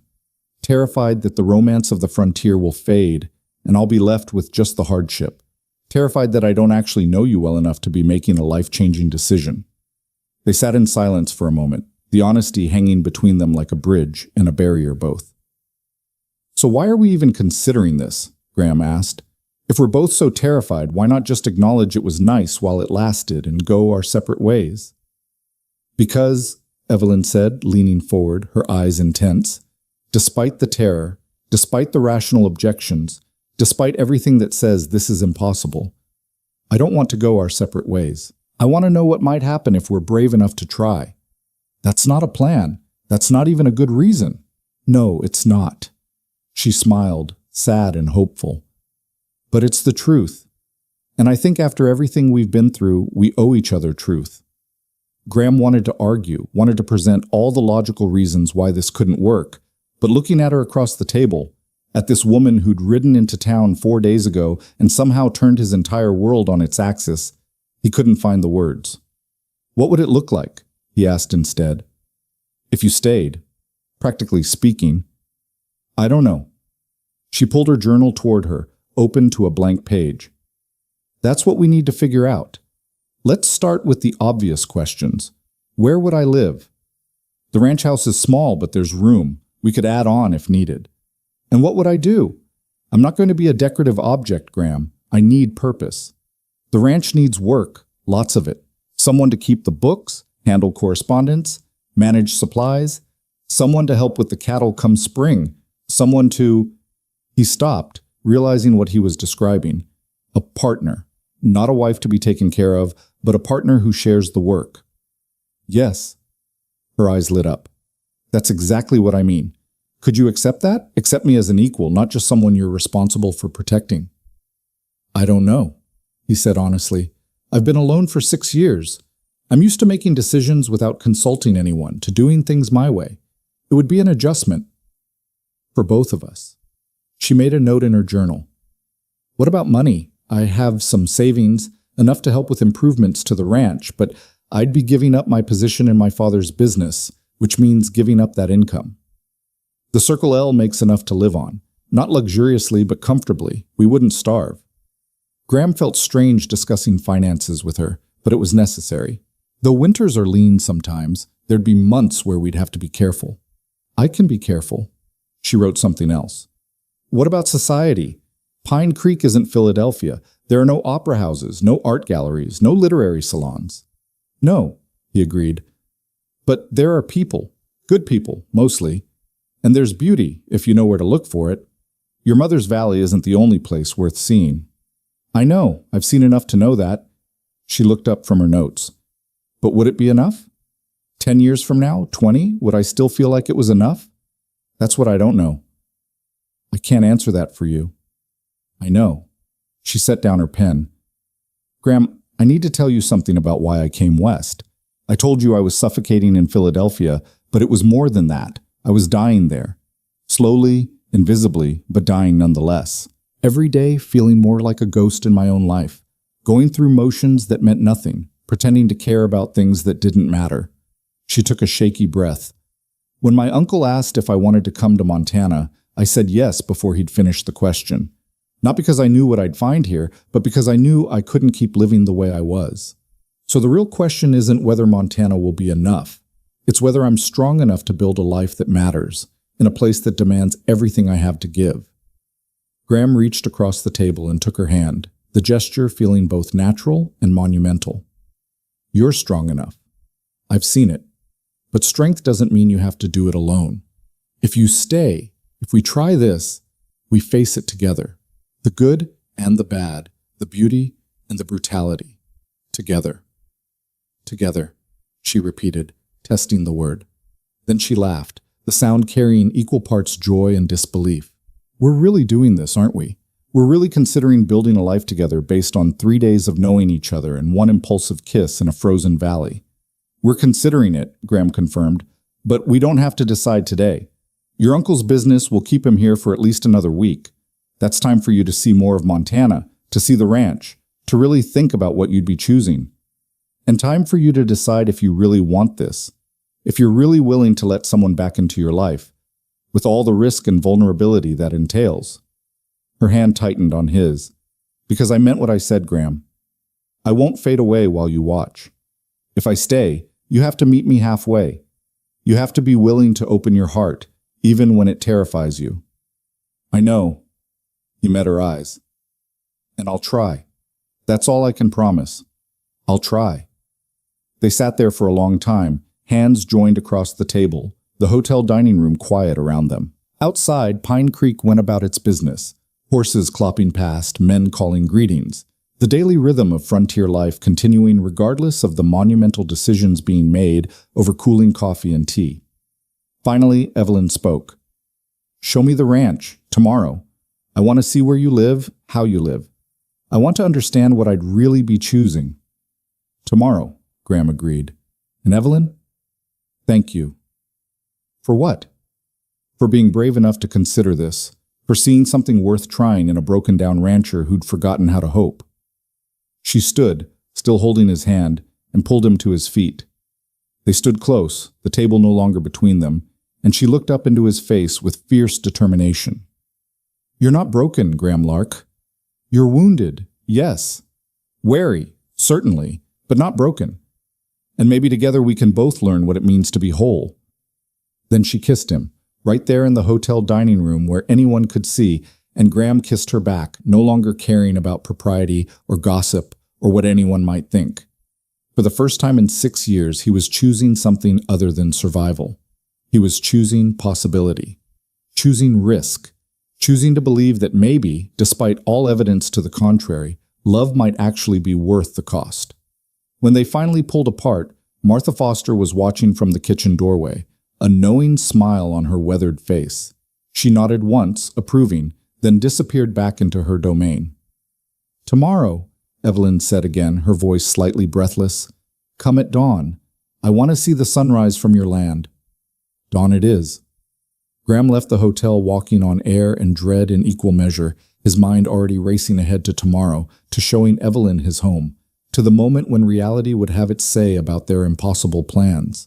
But beneath the anxiety there was something else, a fragile, growing thing that felt dangerously like happiness. He spent the rest of the day preparing the ranch house, cleaning with an attention to detail he hadn't bothered with in years. He fixed the broken step on the porch, replaced the cracked window pane in the kitchen, put fresh linens on the spare bed in case she wanted to see where she might sleep. He was nervous as a schoolboy and felt foolish for it, but he couldn't help himself. This mattered. She mattered, and for the first time since his father died, the future felt like something more than just another season to survive. That night, he lay awake listening to the wind test the walls and thought about his mother's valley, about the way Evelyn had understood immediately why that place mattered. Thought about her standing in the avalanche's aftermath, shaken but unbroken. Thought about her voice saying, together, with conviction and hope. Maybe they would fail. Maybe Montana would prove too harsh, or the isolation too complete, or the weight of their respective wounds too heavy to carry together. Maybe this was the beginning of a heartbreak that would make his previous losses seem small by comparison. But maybe, just maybe, it was the beginning of something else entirely. Something worth the risk. Something his mother would have called a Christmas miracle, even though Christmas had come and gone and winter showed no signs of loosening its grip. Outside, snow began to fall again, and Graham watched it through the window until his eyes grew heavy and sleep finally claimed him. His last thought before darkness took him was of Evelyn's smile and the impossible promise of tomorrow. Dawn would come. She would come with it, and whatever happened after that, at least he would know he'd been brave enough to try. That had to count for something. Dawn came in shades of lavender and rose, painting the snow-covered rangeland in colors so delicate they seemed impossible in a place as harsh as Montana.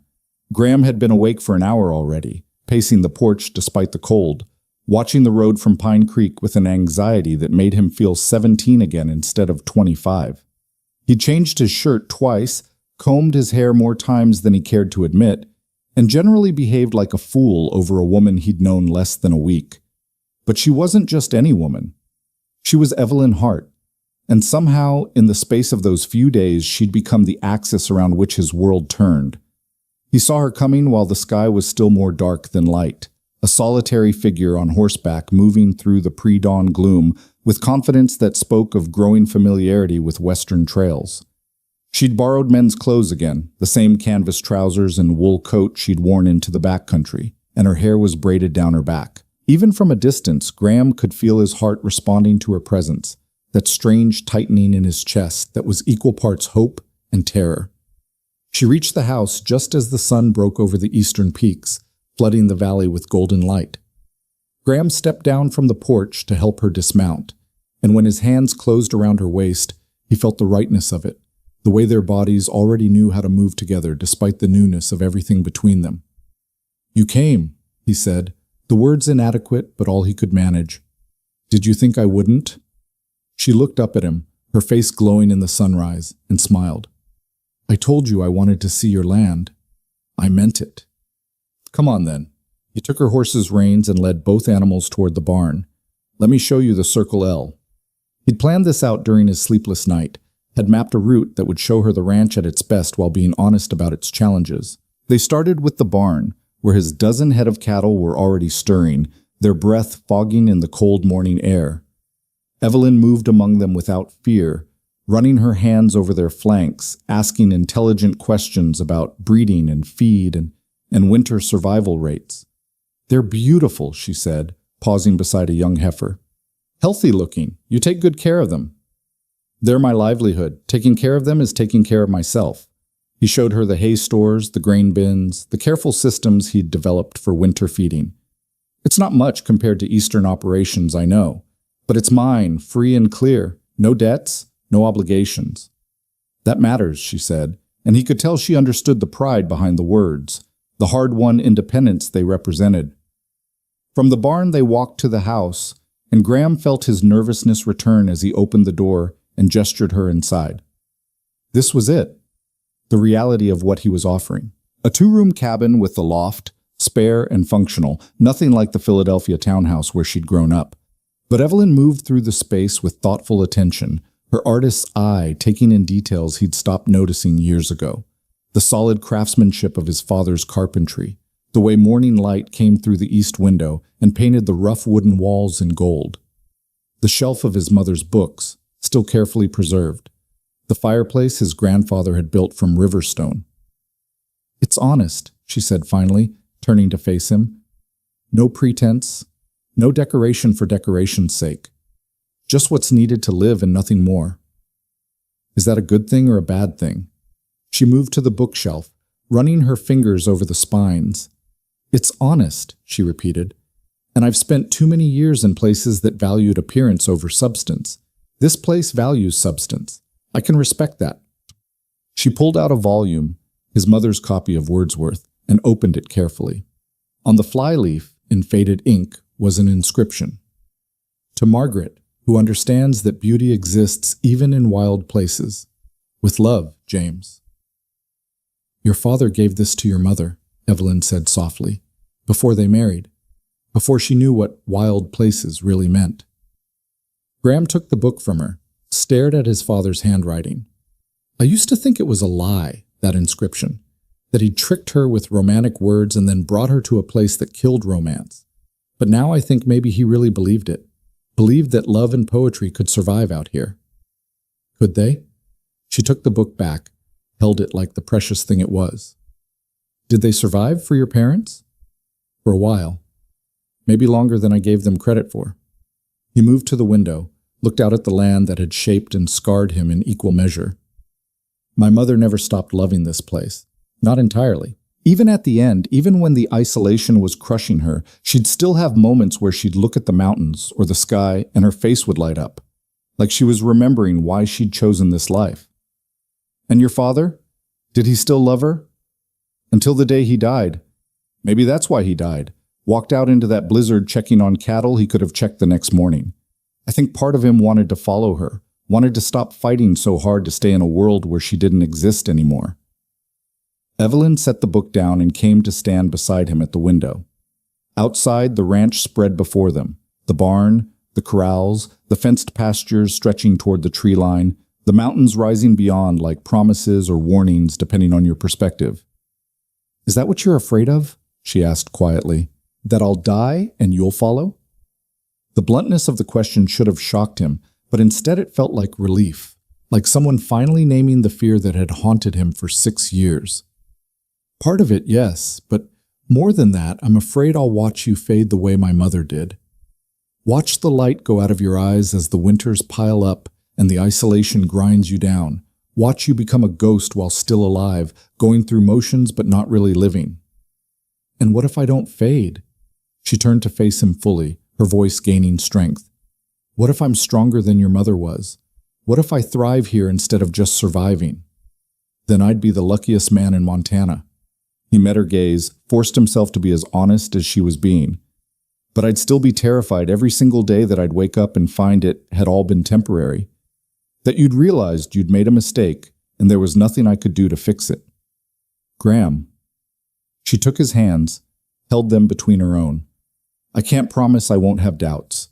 I can't promise every day will be easy or that I'll never miss Philadelphia or that this will be some perfect frontier fairy tale. But I can promise that if I make this choice, if I choose to stay, it will be because I've thought it through completely. It won't be impulse or romance or running away from my old life. It will be a conscious decision to build a new life, here, with you. When will you know? The question came out rough, desperate.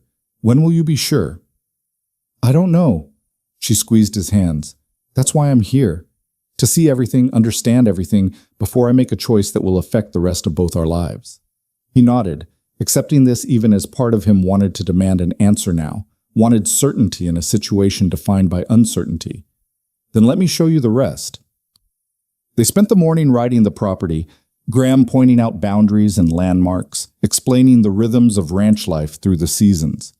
He showed her where spring runoff created natural irrigation for hay meadows, where winter wind could pile drifts 20 feet high against canyon walls, where his father had died trying to save cattle that weren't worth a man's life. Evelyn absorbed it all in silence, asking occasional questions but mostly just observing, and Graham found himself grateful for her quietness. She wasn't chattering to fill the silence or pretending to understand more than she did. She was simply learning, taking the measure of this place that might become her home. They stopped for lunch at his mother's valley, the same place where they'd kissed the day before. Graham had packed bread and cheese and apples, simple food eaten with cold fingers, but sitting there beside the frozen pond with Evelyn, it felt like the finest meal he'd ever shared. Tell me about the worst, she said, breaking a long, comfortable silence. Not the worst that's already happened, but the worst that could happen. If I stay, if we build a life together, what's the thing that keeps you awake at night? He thought about deflecting, about sparing her the darkness of his thoughts, but she deserved truth. That I'll fail you when you need me most. That there'll be a moment, a medical emergency, a financial crisis, some catastrophe I can't control, and I won't be enough. That you'll die because I couldn't get you to a doctor fast enough, or we'll lose everything because one bad winter kills the herd, or you'll simply realize too late that I'm not the man you thought I was. Those are all external things, she observed. Circumstances beyond your control. What about the internal things? What about the ways we might fail each other simply by being human and flawed? He hadn't expected that question, Hadn't thought past the dramatic disasters to the slow erosion that happened in the daily grind of coexistence. I'm not good with words, he said slowly. I'm used to silence, to working through problems alone. You'll want to talk, to share, to process things together, and I'll retreat into myself because that's what I've learned to do. We'll hurt each other in small ways that add up over time. Yes, she agreed. We probably will. And I'll bring my own failures to the marriage. I'm stubborn and opinionated, and I hate being told what to do. I'll push when you need space and demand explanations when you have none to give. I'll compare Montana to Philadelphia in moments of weakness and make you feel like you're not enough, even when you are. So why are we even considering this? The question burst out of him, frustration and fear tangled together. If we can see all the ways it might fail, all the pain we might cause each other, why not just stop now before we're in too deep? Evelyn was quiet for a long moment, staring at the frozen pond with an expression he couldn't quite read. Then she turned to face him, and her eyes held something fierce and certain. Because the alternative is spending the rest of our lives wondering what might have been. Because I've already lived in the safe choice, the sensible choice, the choice that looked perfect on paper and felt like death by inches. And because despite everything, despite the fear and the uncertainty and the very real possibility of failure, when I imagine my future, you're in it. This place is in it. And the not knowing doesn't scare me as much as the thought of never trying. Graham felt something crack open in his chest, some final wall he'd been holding up against hope and possibility. I don't know how to do this, he admitted. How to love someone without being terrified of losing them. How to let someone in without feeling like I'm giving them the power to destroy me. Neither do I, she said. But maybe we can figure it out together. Maybe that's what love is. Not the absence of fear, but the choice to move forward despite it. He kissed her then, there beside his mother's frozen pond, and it felt different from their first kiss in the valley. That one had been born of relief and survival and the shock of unexpected connection. This one was a choice, conscious and deliberate, a stepping forward into unknown territory with eyes wide open. When they pulled apart, both breathing hard in the cold air, Graham made a decision. There's one more place I need to show you, the hardest place. They rode northwest, climbing into the hills beyond the ranch's main pastures. The snow was deeper here, the trees closer together, the trail barely visible. But Graham knew the way by heart. He'd ridden it once a year, every year since his father's death. The grave was simple, just a marker of river stone with his father's name and date scratched into the surface, weathered by 6 years of Montana weather. Beside it, a smaller marker for his mother, even though she was actually buried in the Pine Creek Cemetery. Graham had placed it there so they could be together in this spot his father had loved, a ridge that overlooked the entire valley. Evelyn dismounted and stood before the graves in silence. Graham watched her, waiting for her reaction, needing to see how she responded to this tangible reminder of all the grief and loss that had shaped him. Finally, she spoke. You come here often. Once a year, on the anniversary of my father's death. Why not more often? Because it hurts, he said simply. Because standing here reminds me of everything I lost and everything I'm afraid to lose again. But you brought me here anyway. Yes. Why? He moved to stand beside her, both of them looking down at the simple markers. Because if you're going to choose this life, you need to understand all of it, not just the beautiful valleys and the magnificent views, but the graves too, the cost, the price Montana extracts from everyone who tries to make a life here. Evelyn reached down and brushed snow from his mother's marker, her touch gentle and reverent. Margaret Lark. She was how old when she died? 36. The same age I'll be in 10 years. She looked up at him. Is that what you see when you look at me? Your mother's fate waiting to repeat itself? Sometimes, he admitted. More often than I want to. Then I need you to hear this, Graham, and really understand it. She stood and took both his hands in hers, her grip firm and steady. I am not your mother. I won't pretend the similarities aren't there. We're both Eastern women choosing Montana, both leaving comfortable lives for something harder and more real. But the circumstances are different. I'm choosing this with full knowledge of the cost. I've seen your mother's valley and your father's grave. I've ridden through avalanche country and slept in line cabins and felt what Montana winter really means. I'm not a young bride being swept away by romance. I'm a grown woman making an informed decision. People change, he said. Circumstances change. What feels possible at 24 might feel impossible at 36. You're right, and I might reach 36 and regret every choice I've made. Or I might reach it and look back with gratitude at the life I've built. She moved closer until they were standing toe-to-toe in the snow. But Graham, the same is true of any life, anywhere. I could stay in Philadelphia and be hit by a carriage next year. I could marry some wealthy merchant and die in childbirth. I could live to be 90 and spend every day regretting the chances I didn't take. There are no guarantees, not in Montana and not anywhere else. At least in Philadelphia, you'd have doctors and hospitals and die of boredom and suffocation, she interrupted. Graham, you keep talking about survival like it's the highest goal, but I don't want to just survive. I want to live, really live, in a place that demands everything I have to give and rewards me with something real in return, even if it's hard, even if it's dangerous, even if I only get 10 good years instead of 50 mediocre ones. He stared at her, this woman who kept surprising him with her strength and clarity, and felt his carefully constructed arguments crumbling. You terrify me, he said honestly. Good. She smiled, fierce and beautiful. You should be terrified. I'm asking you to trust me with your heart after years of protecting it. I'm asking you to believe in a future you've spent 6 years convinced was impossible. That's terrifying for both of us. What if I can't? The question came out barely above a whisper. What if I'm too damaged, too wary, too broken by loss to be what you need? Then we'll fail, she said simply. We'll try our best and we'll fail, and it will hurt like hell, and we'll both be worse off than if we'd never met. But at least we'll have tried. At least we'll know we were brave enough to reach for something real instead of settling for safe. Graham looked past her to his parents' graves, those simple stone markers that represented every fear he carried. His mother had tried. His father had tried. They'd loved each other fiercely, and it hadn't been enough to overcome Montana's brutality. What made him think he and Evelyn would fare any better? But then he thought about the past few days, about her calm competence on the trail, her determination in the face of the avalanche, her clear-eyed assessment of what life on the Circle L would really mean.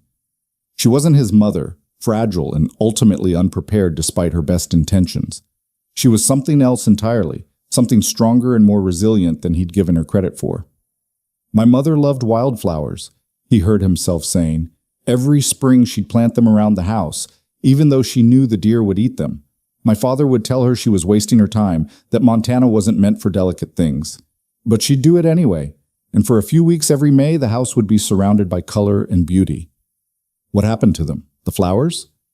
After she died, they kept coming back. Turns out some of them had taken root deep enough to survive on their own. They're still there, around the house. I see them every spring, and I think about her, about how she refused to let Montana turn everything gray and colorless. Evelyn understood what he was really saying, could see it in the way her expression softened. She was stronger than you thought. Yes, and I've spent 6 years believing she wasn't, believing Montana killed her when maybe it was just her time. Maybe she would have died at 36 no matter where she lived, and at least this way she got to spend her years somewhere beautiful, somewhere she chose, with someone she loved. Is that what you really believe? Or just what you want to believe? I don't know. He pulled her close, wrapped his arms around her, needing the warmth and solidity of her presence. But I'm starting to think it doesn't matter. Whether Montana killed her or just failed to save her, the result was the same. And spending my life afraid of that result isn't protecting me, it's just making me half alive. But they stood there in the snow, holding each other beside the graves of his parents, and Graham felt something shift inside him. Not a healing. He wasn't naive enough to think one conversation could undo 6 years of grief and fear, but a loosening, a willingness to consider the possibility that maybe the past didn't have to dictate the future. I want to try, he said into her hair. I want to believe we can make this work. But I need time, Evelyn. I need time to learn how to trust again, how to let someone in without waiting for them to leave. I know. She pulled back to look at him. And I need time too. Time to see more of Montana, to experience life here beyond a few days on the trail. Time to be absolutely certain before I make a choice that will affect both of us. How much time? Your uncle's business will keep him here through New Year's, she said.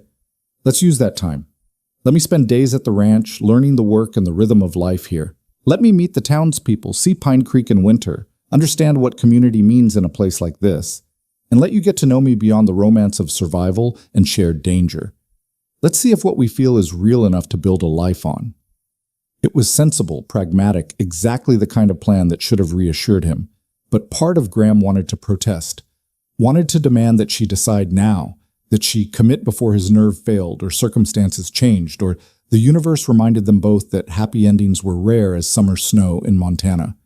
But that impulse came from fear, and he was trying to be brave. All right, he agreed, through New Year's. And then, if you're still sure, if you still want this life, we'll talk about the future. Really talk. About marriage and partnership and all the practical details we've been avoiding. Deal. She held out her hand, formal and businesslike, and he shook it, both of them suddenly laughing at the absurdity of sealing such a momentous agreement with a handshake beside a pair of graves. But the laughter felt good, felt like release and possibility. And as they rode back toward the ranch, Graham allowed himself to imagine what the next weeks might look like. Evelyn at the stove, learning to cook on a wood-burning range. Evelyn in the barn, helping with morning chores. Evelyn curled up by the fire at night, sketching or reading while he mended tack. The images came easily, naturally, as if some part of him had already accepted what his conscious mind was still fighting. They reached the house as afternoon shadows were lengthening across the snow. Graham unsaddled the horses while Evelyn explored the outbuildings, the chicken coop his mother had insisted on, the root cellar where he stored winter vegetables. When he found her, she was standing in what had been his mother's garden, now just a snow-covered plot marked by the fence posts his father had built. The wildflowers, she said, gesturing at the buried ground. They're under there, waiting for spring. Yes. Can I plant more? If I stay, I mean. Can I add to what your mother started? The question hit him harder than it should have. The image of Evelyn continuing his mother's tradition, bringing color and beauty to this harsh place.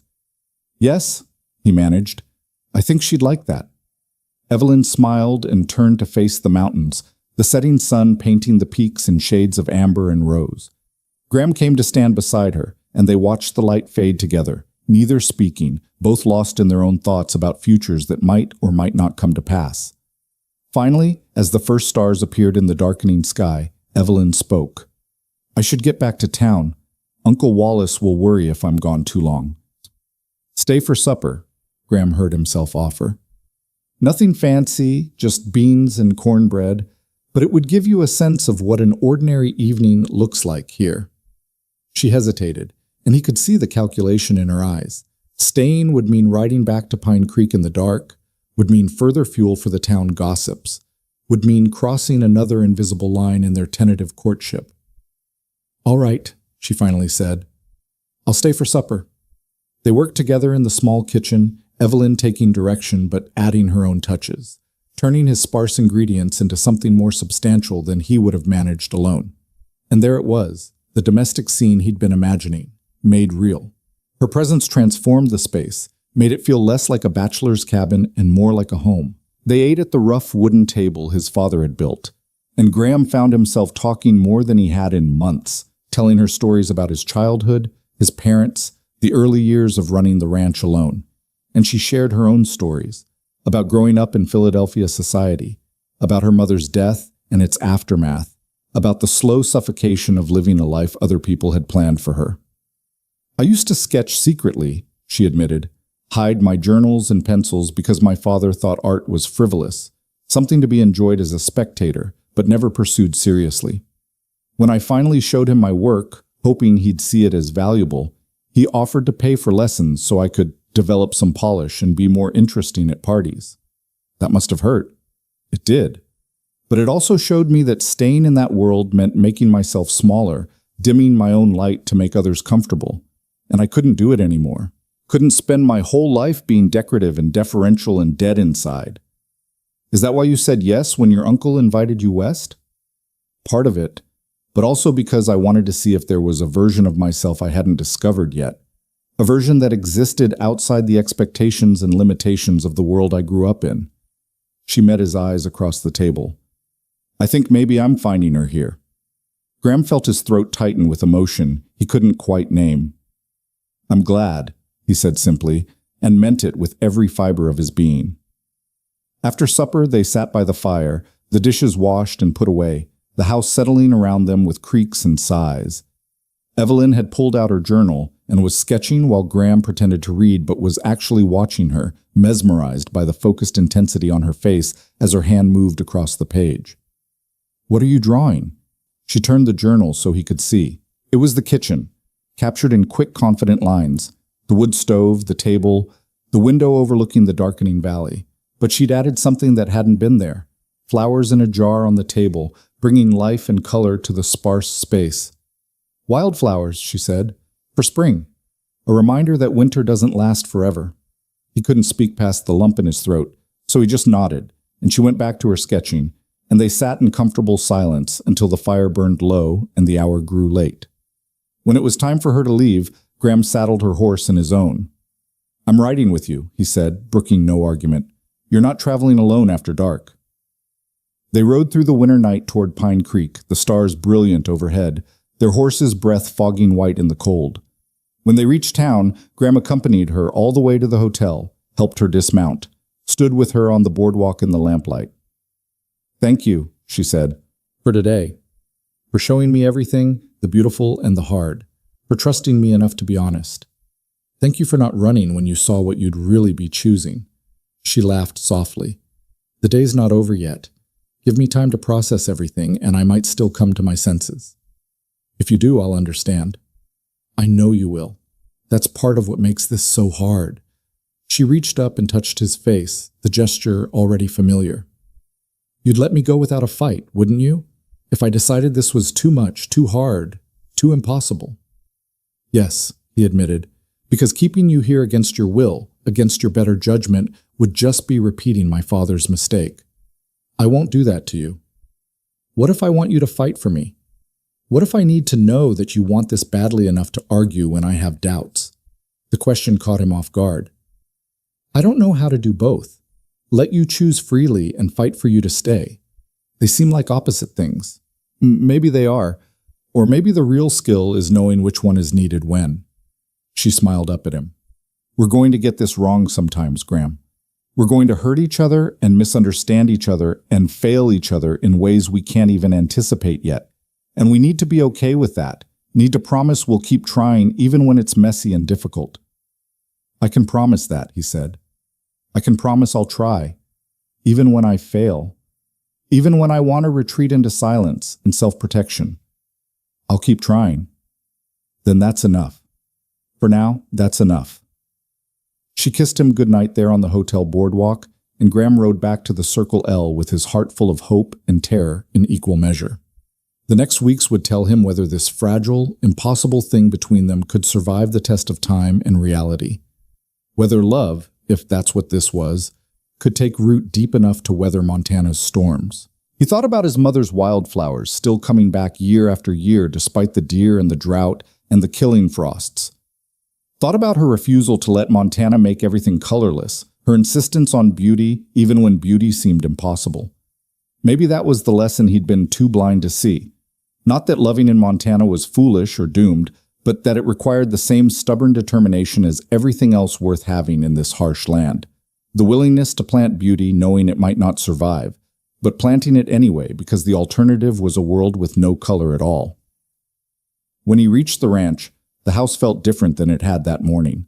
Less like a tomb of memories and more like a place where the future might actually happen. He built up the fire and sat at the table with a cup of coffee, and in the flickering light he could almost see her there. Evelyn with her journal, her fierce determination, her refusal to settle for half-lived life. The next weeks would be hard, would test them both in ways neither could fully anticipate. But for the first time in 6 years, Graham Lark was willing to believe that maybe, just maybe, the hardest things were also the things most worth fighting for. Outside, snow began to fall again, soft and silent, covering the world in white.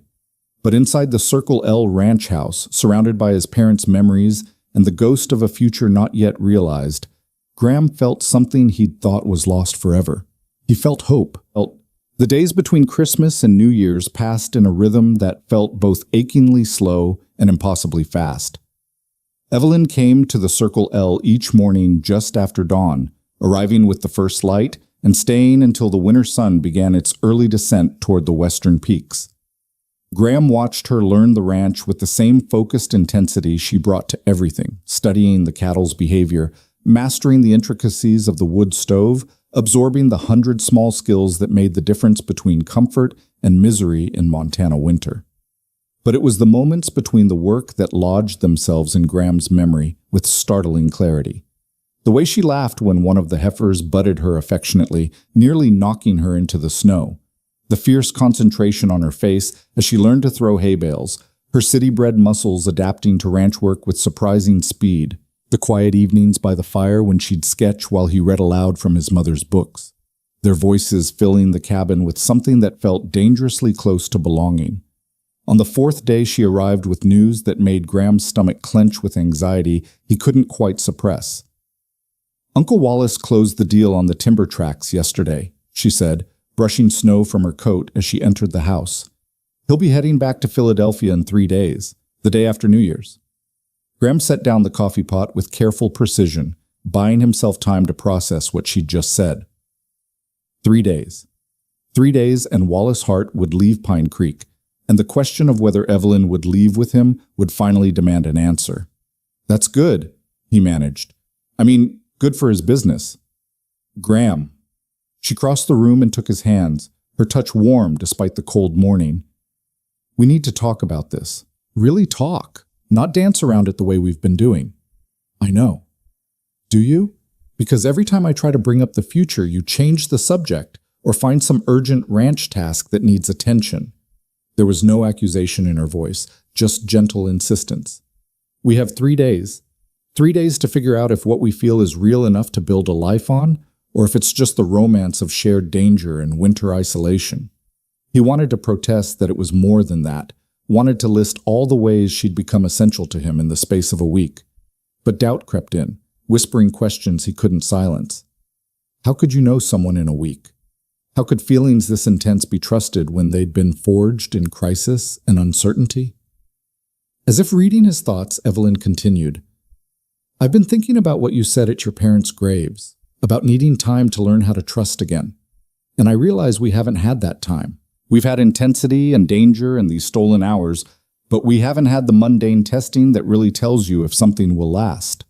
"So what are you saying?" "I'm saying I need to know if this is real. If you're asking me to stay because you genuinely want to build a life with me, or because you're lonely and I'm convenient and the timing happened to align." She held his gaze unflinching. "And you need to know the same about me. If I'm staying for you, or if I'm running away from Philadelphia and you just happen to be here." The honesty of it felt like a punch to the chest, but Graham recognized the truth in her words. "How do we figure that out in 3 days?" "We stop being careful. We stop dancing around the hard questions and we ask them. We stop pretending this is a fairy tale and we treat it like the serious, life-altering decision it is." She squeezed his hands. "Starting now. Graham Lark, why do you want me to stay?" The directness of the question stripped away all his carefully prepared deflections.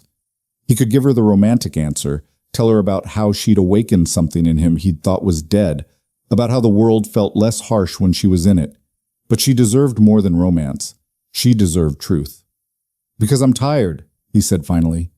"Bone tired of living half a life, of going through motions without purpose, of surviving without any reason to survive. You make me want more than that. Want to build something instead of just maintaining what's left. Want to believe the future might hold something besides more winters and more loss." He paused, forcing himself to continue. "But I'm also afraid that's not enough. That wanting something and being capable of sustaining it are two different things, and I've spent 6 years proving I'm good at survival but terrible at connection." "That's honest." She didn't look away, didn't flinch from his admission. "My turn. I want to stay because, for the first time in my adult life, I feel like I'm becoming myself instead of performing some version of myself that other people find acceptable. Montana strips away pretense. You strip away pretense. And what's left? The woman who throws hay bales badly and burns breakfast and asks too many questions. That woman feels more real than anyone I've been in Philadelphia. But I'm also afraid I'm romanticizing hardship, that I'm confusing the thrill of something new and challenging with genuine desire to make this my life. That 6 months from now, when the novelty wears off and it's just cold and hard and lonely, I'll resent you for not talking me out of it.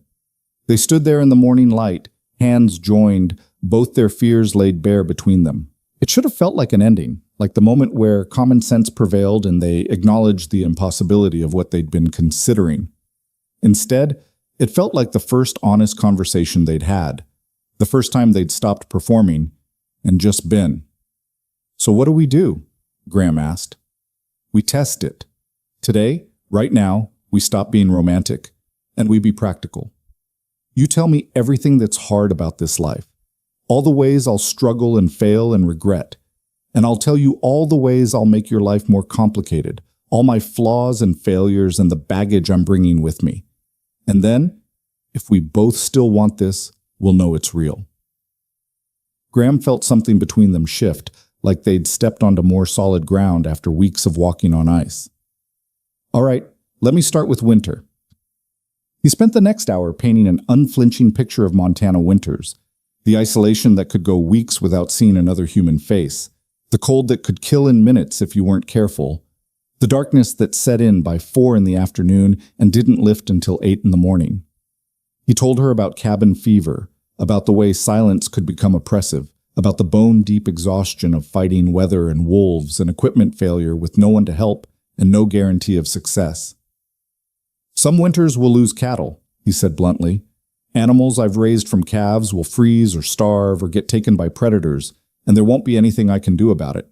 And the money they represent will be gone, which means tighter belts and harder choices. You'll go to bed hungry sometimes. You'll wear the same dress until it falls apart because we can't afford new fabric. You'll watch me work until I'm too exhausted to speak and know there's nothing you can do to make it easier." Evelyn listened without interrupting, her face serious but not frightened. When he finished, she nodded slowly. "My turn. I'm stubborn to the point of stupidity sometimes. I'll insist on doing things my way even when your way is better, because admitting I'm wrong feels like admitting weakness. I'll get frustrated with your silences and push for conversation when you need space, and then resent you for not opening up when I finally give you that space." She took a breath and continued. "I'm also afraid of medical things. Blood, broken bones, serious illness. They terrify me. If something happens to you, if you're hurt or sick, I might freeze instead of helping. And I'll hate myself for it, but the fear might be stronger than my determination to overcome it." "That's not a character flaw," Graham said gently. "That's human." "Maybe, but it's something you need to know. Out here, where the nearest doctor is 6 miles away and might not be able to come in bad weather, my fear could cost lives." She met his eyes. "I need you to understand that I might not be brave when it matters most, that the strength you've seen in me might fail at a critical moment." They continued like that through the morning, trading uncomfortable truths like cards in a high-stakes game. Graham told her about his temper, about how frustration sometimes made him say things he didn't mean and couldn't take back, about his tendency to withdraw when things got hard, to solve problems alone, even when partnership would be wiser, about the nightmares he still had about finding his father frozen in the snow, and how some mornings he woke up expecting everyone he cared about to be dead. Evelyn matched him truth for truth, admitting to her own darkness, the depression that sometimes swallowed her for days, making even simple tasks feel insurmountable. The way she sometimes compared people to her dead mother and found them wanting, including herself.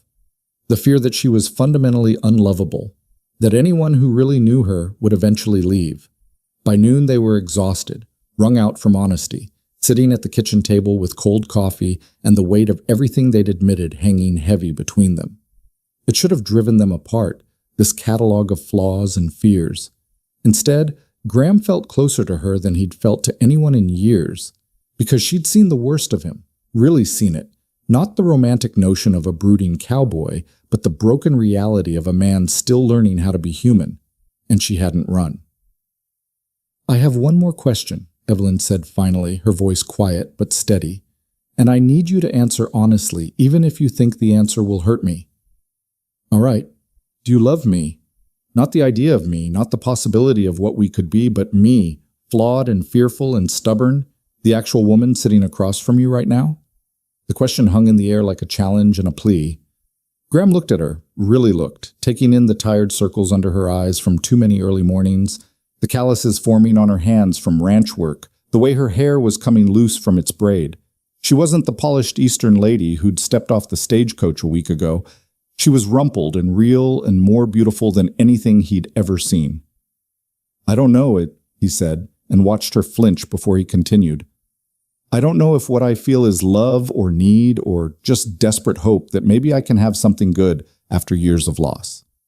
I don't trust my own emotions enough to label them confidently.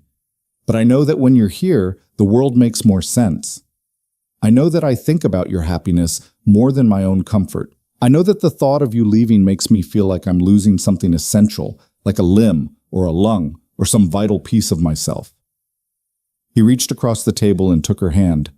"And I know that whatever this is, love or the beginning of love or something that hasn't been named yet, it's real enough that I'm willing to risk everything to find out where it leads. Is that enough for you? Can you build a life on, I don't know, but I'm willing to try?" Tears tracked down her cheeks, but she was smiling. "Yes, because that's my answer too. I don't know if I love you, Graham. I think I might, or I'm falling toward it, or I'm already there and too frightened to admit it. But I know that being here feels like breathing after years of suffocation. I know that working beside you feels like partnership in a way nothing in Philadelphia ever did. I know that when I imagine my future, you're in every version of it that doesn't feel like death. So what do we do with that? We take a leap of faith." She squeezed his hand. "We stop waiting for certainty that will never come, and we choose each other anyway. We commit to trying, to failing, to getting back up and trying again. We build something real out of imperfect materials and hope it's strong enough to weather whatever storms come." Graham felt his chest tighten with emotion too large for words. "You're sure? Because once you make this choice, once you stay, I'm going to hold on to you with everything I have.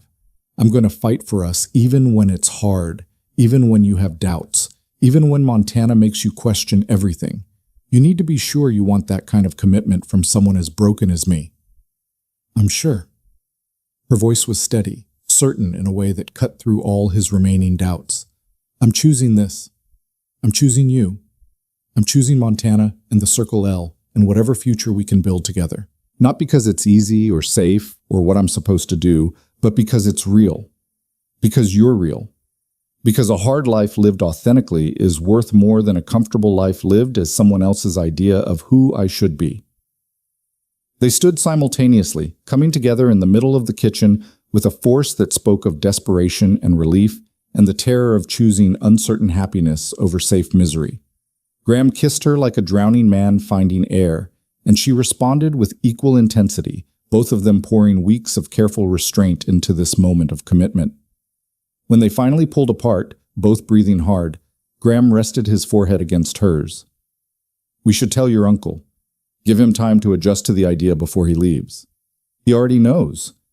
At Graham's surprised look, she smiled. "I told him yesterday after he closed the timber deal. Told him I was staying in Montana, that I'd found something here worth more than anything waiting for me in Philadelphia." "What did he say?" "He said he'd seen it coming since the day we rode back into Pine Creek after the avalanche. Said the way you looked at me and the way I looked at you told him everything he needed to know about where this was heading." She traced the line of his jaw with her fingers. "He's happy for me, Graham. Worried, yes, because he understands what I'm choosing, but happy that I'm finally living for myself instead of performing for everyone else." Relief flooded through Graham, one more obstacle removed. "When will you tell him you've decided? Made it official?" "New Year's Eve. There's a gathering at the hotel. Nothing fancy, just the townspeople marking the turning of the year. We'll tell him then, in front of witnesses, so it's real and binding and there's no taking it back in a moment of fear." "That's 2 days away." "I know. 2 days to finish testing this, to make absolutely certain we're not making a terrible mistake. She pulled back to look at him seriously. Graham, I need you to understand something. When I commit to this, when I publicly choose to stay, there's no going back. My reputation in Philadelphia will be ruined. Respectable women don't run off to Montana with cowboys they barely know. My father will likely disown me. I'll be burning bridges that can't be rebuilt. I know, and I'll spend the rest of my life trying to be worth that sacrifice. Don't. Her voice was sharp, stopping him. Don't make it about being worthy or earning my choice or any of that romantic nonsense. I'm not a prize you won or a burden you're taking on. I'm a partner making the same leap you are, with the same risks and the same potential for failure. We're equals in this, Graham. We have to be, or it won't work. He'd never loved her more than in that moment, standing in his kitchen with her hair a mess and her eyes fierce with determination. Equals, he agreed. Partners. Whatever comes, we face it together. The next 2 days passed in a blur of preparation and nervous anticipation. Evelyn spent time with her uncle, helping him finalize business and pack for his return journey. Graham worked the ranch but found his thoughts constantly drifting to New Year's Eve, to the moment when their private understanding would become public commitment. The town would talk, he knew, would speculate and gossip, and probably place bets on how long an Eastern lady would last on a hardscrabble ranch. But for the first time in 6 years, Graham found he didn't care what people thought. Let them talk. He and Evelyn knew what they were building, and that was enough. New Year's Eve arrived with crystalline clarity, the kind of day that made Montana look like something from a storybook, all sparkling snow and blue sky, and mountains painted in shades of white and gray. Graham dressed carefully, wearing his good shirt and the jacket his mother had made him wear to church on Christmas when he was young. He felt foolish for caring about appearance, but tonight mattered. Tonight he was claiming a future, and he wanted to look like a man worthy of the chance. The hotel's dining room had been transformed for the occasion, tables pushed back to create space for dancing, lamps burning bright against the darkness, the smell of pine boughs and cider filling the air. The whole town seemed to have turned out, ranchers and shopkeepers, the sheriff and the preacher, families with children, and old-timers who'd seen Montana change from wilderness to territory to something approaching civilization. Graham arrived alone, his heart pounding harder than it had any right to. He accepted a cup of cider from Martha Foster, who winked at him knowingly, and positioned himself where he could watch the door. Waiting. Always waiting, it seemed, for Evelyn to walk into his life and transform it. Then there she was, entering with her uncle, and the room seemed to quiet around them.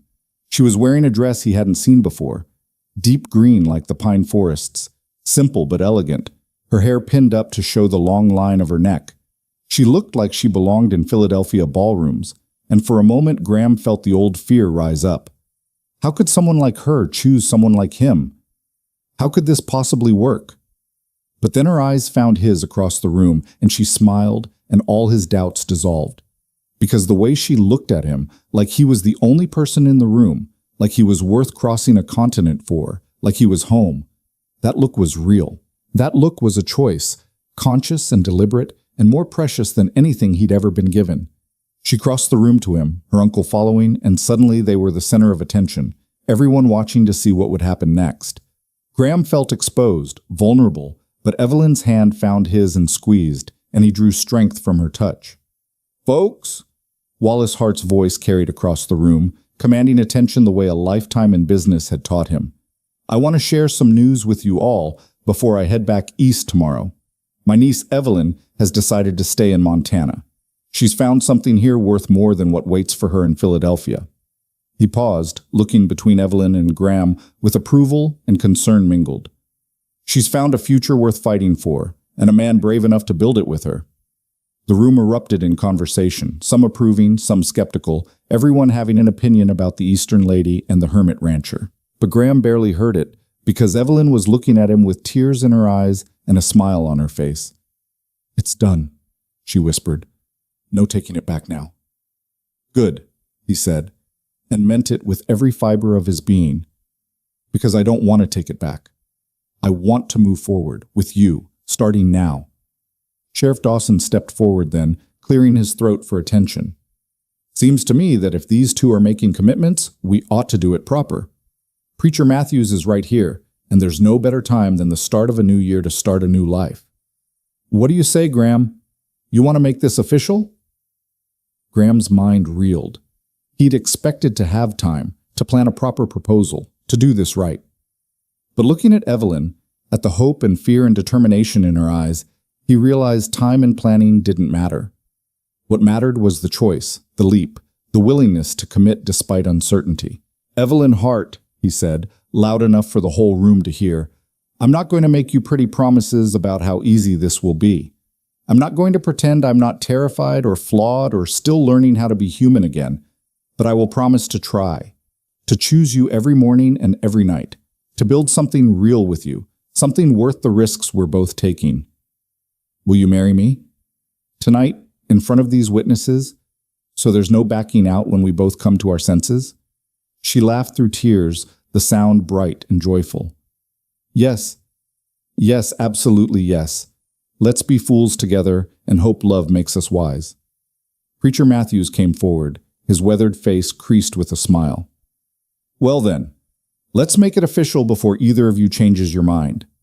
What followed was the simplest, most profound ceremony Graham could have imagined.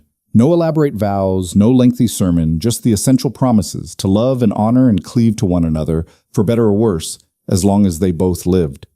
Graham's voice shook when he made his promises, but he meant every word with a fierceness that surprised him. And Evelyn's voice was clear and strong, choosing him in front of everyone, binding her life to his with words that felt like magic and covenant both. When Preacher Matthews pronounced them husband and wife, the room erupted in cheers and applause. Graham pulled Evelyn close and kissed her, tasting salt and cider and the promise of futures yet unwritten. When they pulled apart, she was smiling and crying and more beautiful than anything he'd ever seen. What did we just do? She whispered against his chest. Something terrifying and necessary. He held her tighter. Something our parents would probably call both brave and foolish. Good. I'm tired of safe choices that make sense to everyone but me. They spent the rest of the evening accepting congratulations and well wishes, enduring teasing and advice from the townspeople who'd known Graham his whole life and were shocked to see him with a wife. Old Pete from the livery hugged Evelyn and told her she'd do fine. She had the look of someone with staying power. Martha Foster pressed a recipe book into her hands, whispering tips about cooking at high altitude. Sheriff Dawson clapped Graham on the shoulder and said it was about damn time he stopped brooding and started living. Through it all, Graham kept waiting for the other shoe to drop, for reality to intrude and reveal this as the foolish mistake everyone would later claim they'd seen coming. But it didn't happen. Instead, as midnight approached and the new year drew near, he felt something he thought was lost forever settling into his chest. Peace. Contentment. The sense of having found something worth protecting instead of just surviving through. When midnight came, the room counted down together, voices rising in unison until the new year arrived with shouts and embraces, and the sound of pots being banged together outside. Graham turned to his wife, the words still strange and wonderful, and kissed her as 1885 became 1886, as their old lives ended and their new life began. Happy New Year, Mrs. Lark, he murmured against her lips. Happy New Year, husband, she replied, and he could hear the smile in her voice, the joy and terror and determination all mixed together. They left the celebration shortly after midnight, riding through the cold night toward the Circle L. Snow began falling as they traveled, soft flakes catching in Evelyn's hair and melting on her cheeks. When they reached the ranch, Graham helped her down from her horse, and they stood for a moment looking at the house, this place that was now their home instead of his solitary refuge. It's not much, he said, suddenly nervous about what she must be thinking, comparing this rough cabin to the Philadelphia townhouse she'd left behind. It's perfect, she said simply. It's ours. They went inside together, Graham building up the fire while Evelyn explored with new eyes, seeing the space not as a visitor but as a resident. She touched his mother's books, examined the cooking implements, tested the chair by the fire. Graham watched her, still half expecting her to realize what she'd given up and break down in tears or recriminations. Instead, she turned to him with a smile. Show me where you keep the coffee. I'm going to need to know these things if I'm going to be a proper ranch wife." "There's nothing proper about this," Graham said, crossing to her. "Nothing traditional or sensible or even remotely wise. We got married after knowing each other a week. We're basing our entire future on feelings we can't name and faith we barely have." "I know." She pulled him close, her arms wrapping around his waist. "Isn't it wonderful?" He laughed then, really laughed, and pulled her toward him for a kiss that tasted like snow and promise and the terrifying beauty of new beginnings. When they pulled apart, he rested his forehead against hers and spoke words he'd thought he'd never say again. "I love you, Evelyn Lark. I don't know when it happened or how, but somewhere between the avalanche and the graves and your stubborn refusal to let me hide, I fell in love with you, and I'm going to spend the rest of my life trying to deserve the choice you made." "I love you too," she whispered back. "And you already deserve it, Graham. You deserve happiness and partnership and someone who sees you clearly and loves you anyway. We both deserve this. We both deserve a chance at something real." They stood there in the firelight, two broken people who'd somehow found wholeness in each other, and Graham felt his mother's presence like a blessing. She would have loved Evelyn, he realized, would have seen in her the same strength and determination that had brought her west all those years ago, would have approved of this leap into uncertainty, this choice of hard authenticity over comfortable pretense. The winter stretched ahead of them, long and testing and full of challenges neither could fully anticipate. There would be hard days, Graham knew. Days when the isolation felt crushing and the work felt endless, and they'd both question whether this impossible gamble would pay off. Days when his silence would hurt her, and her expectations would frustrate him, and they'd have to relearn how to be partners instead of just two people sharing space. But there would also be good days. Spring days when wildflowers would bloom around the house, continuing his mother's tradition and making it their own. Summer days spent working together, building the ranch into something sustainable and real. Fall days watching the aspens turn gold and feeling grateful for the harvest they'd brought in together, and winter days like this one, wrapped in each other's warmth while the Montana cold tested their walls and found them strong. Months later, as Graham had envisioned during those uncertain days before New Year's, wildflowers did bloom around the Circle L porch. Evelyn had ordered seeds from a catalog, had studied his mother's planting patterns, had added her own touches to create something that honored the past while embracing the future. Graham would come in from working the cattle and find her there, kneeling in the dirt with her hands in the soil, coaxing beauty from the harsh Montana ground.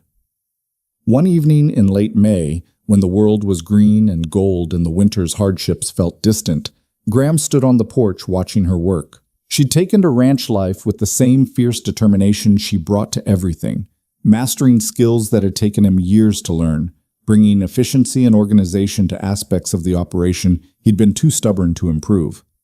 She'd been right about the partnership. She wasn't decorative or delicate or any of the things he'd feared. She was strong and capable and more essential to the ranch's success than he could have imagined, more essential to his happiness than he'd dared to hope. She looked up and caught him watching, and her face transformed with a smile that still made his chest ache. "Come see," she called. "The lupines are finally blooming." He went to her, knelt beside her in the dirt, and looked at the purple flowers nodding in the evening breeze. "They're beautiful." "Your mother would have loved them," Evelyn said, leaning against his shoulder. "I wish I could have known her, could have thanked her for raising a son stubborn enough to survive and brave enough to love again." "She would have loved you," Graham said, pulling her close. "Would have seen what I was too blind to see at first, that strength comes in many forms, and sometimes the bravest thing is choosing an uncertain future over a safe past. Do you regret it?" The question was soft, vulnerable. "Choosing me? Letting me stay?" Graham thought about the past months, the hard days and the good ones, the arguments and the reconciliations, the slow building of something real and lasting. Thought about waking up each morning with Evelyn beside him, about the way the house felt like a home instead of a tomb, about the future that stretched ahead of them full of possibility instead of just more winters to survive. "Not for a second," he said, and meant it absolutely. "You made my Christmas wish come true, Evelyn, the one I didn't know I had, the wish for something worth living for instead of just surviving through." She turned in his arms and kissed him there among the wildflowers, and Graham felt the rightness of it settle into his bones, This was what his mother had tried to show him all those years ago, standing beside the frozen pond and insisting that even winter couldn't kill beauty. That love was worth the risk, worth the pain, worth the uncertainty, because without it, life was just an endless series of seasons to be endured rather than experienced. The wind swept through the valley then, carrying the scent of pine and wildflowers, and Graham held his wife close and watched the sun paint the mountains in shades of amber and rose. Montana was still harsh, still unforgiving, still testing them every day in ways large and small, but they were facing it together now. Two people who'd been broken by loss and remade by love, building something that would last not despite the hardship, but because of it. Because the things worth having, Graham had learned, were the things you had to fight for. The things that demanded everything and gave back more than you'd ever imagined. The things that scared you and challenged you and made you better than you'd been alone. And Evelyn Hart, now Evelyn Lark, his wife, his partner, his Christmas miracle, was worth every risk, every fear, every leap of faith it had taken to find her. As the stars began to appear in the darkening sky, they went inside together, to the home they'd built and the life they were creating one day at a time. The future was uncertain, as futures always were, but they would face it together, and that, Graham knew, was more than enough. That was everything. The cowboy who'd wanted nothing for Christmas had gotten something far better than he'd dared to wish for. He'd gotten a second chance at happiness, a partner who saw him clearly and loved him anyway, and a future that held more than just survival. He'd gotten home, not a place, but a person. Not safety, but belonging.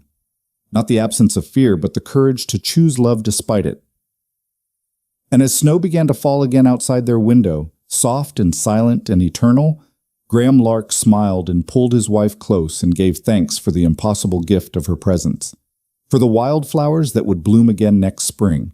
For the life they were building together in this beautiful, brutal, magnificent place. For the Christmas wish that had come true when she'd ridden into town, and for every day since that he'd been brave enough to believe in second chances. Outside, Montana stretched vast and indifferent, winter giving way to spring, seasons turning as they always had and always would. But inside the Circle L ranch house, wrapped in firelight and love and the promise of tomorrow, two people who'd learned the hard way that survival wasn't enough were finally truly living, and that made all the difference.